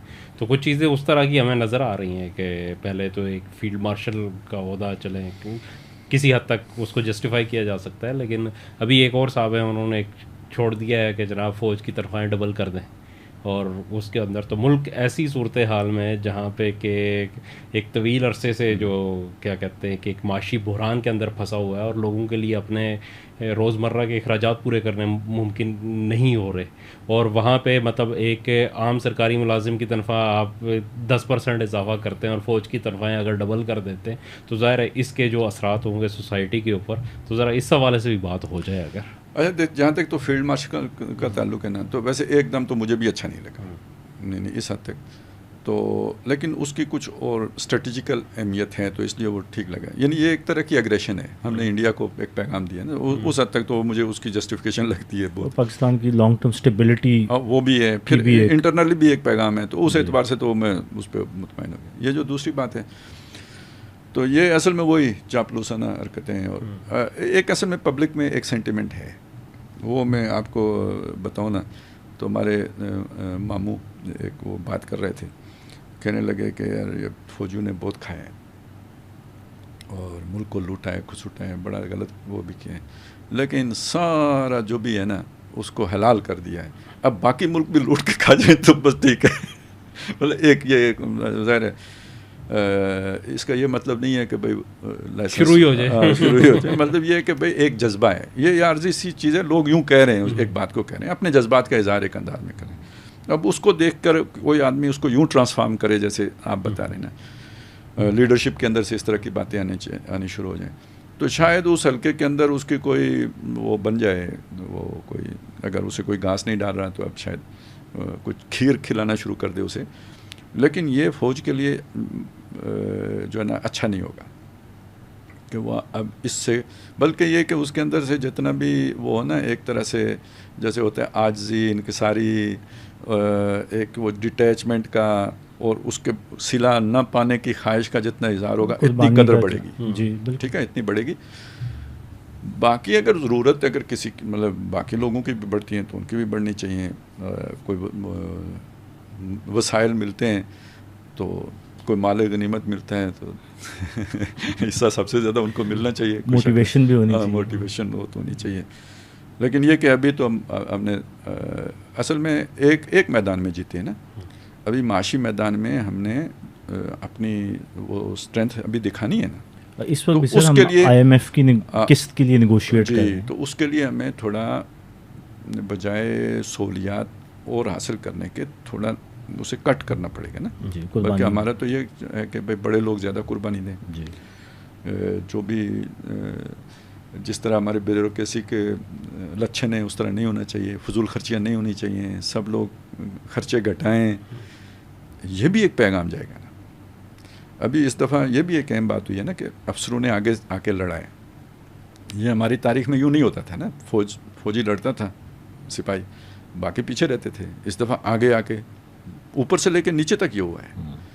تو ایک یہ بھی مثال پہ یعنی قربانی دینے والا کام بھی جو ہے وہ بھی اگر ہم کر لیں تو قوم کے اندر جذبات دگنا ہو جائے گا. اب بلکہ مطلب میرا تو خیال ہے کہ تھوڑا سا مزید اس کے اوپر اگر جایا جائے کہ وہ جو چیزیں تھیں جس کی وجہ سے فوج تنقید کی زد میں رہتی ہے, کاروبار ہیں, بڑے بڑے کارپوریٹ جو ہے نا, وہ اس سے آہستہ آہستہ اپنے آپ کو باہر نکالیں. جو دوبارہ سولین ادارے ہیں اس کے اندر ریٹائرمنٹ کے بعد کی جو نوکریاں ہیں اور جو ان کے کاروبار ہیں, ان چیزوں سے اگر جتنا دور کرتے جائیں گے اتنی عزت بڑھے گی. آہستہ آہستہ ہوگا, ایک دم نہیں ہو سکتا, ہمیں بھی سمجھ ہے.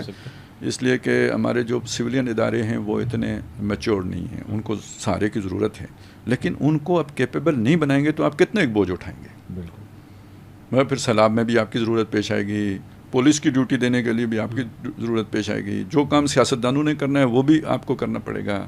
تو یہ آپ پورے ملک کا بوجھ اٹھا لیں گے تو یہ تو اس کا بوجھ ہی آپ کو ڈبو دے گا. ایک اچھی لیڈرشپ سے ایکسپیکٹڈ ہے کہ جس طرح ایک مثبت قدم تو اور بھی مثبت قدم ہونے چاہیے. یعنی اب بس ایک رخ اللہ نے دے دیا تو اس رخ پر مزید آگے بڑھنا چاہیے, تو پرانی روش کو ترک کرنا چاہیے. بالکل ٹھیک. جی بہت شکریہ خالد صاحب, کیوان بھائی بہت شکریہ. تو آپ نے دیکھا پروگرام, آج کی گفتگو کے حوالے سے آپ اپنا فیڈ بیک ضرور دیجیے گا, اور انشاءاللہ جلد دوبارہ ملیں گے. تب تک کے لیے اللہ حافظ.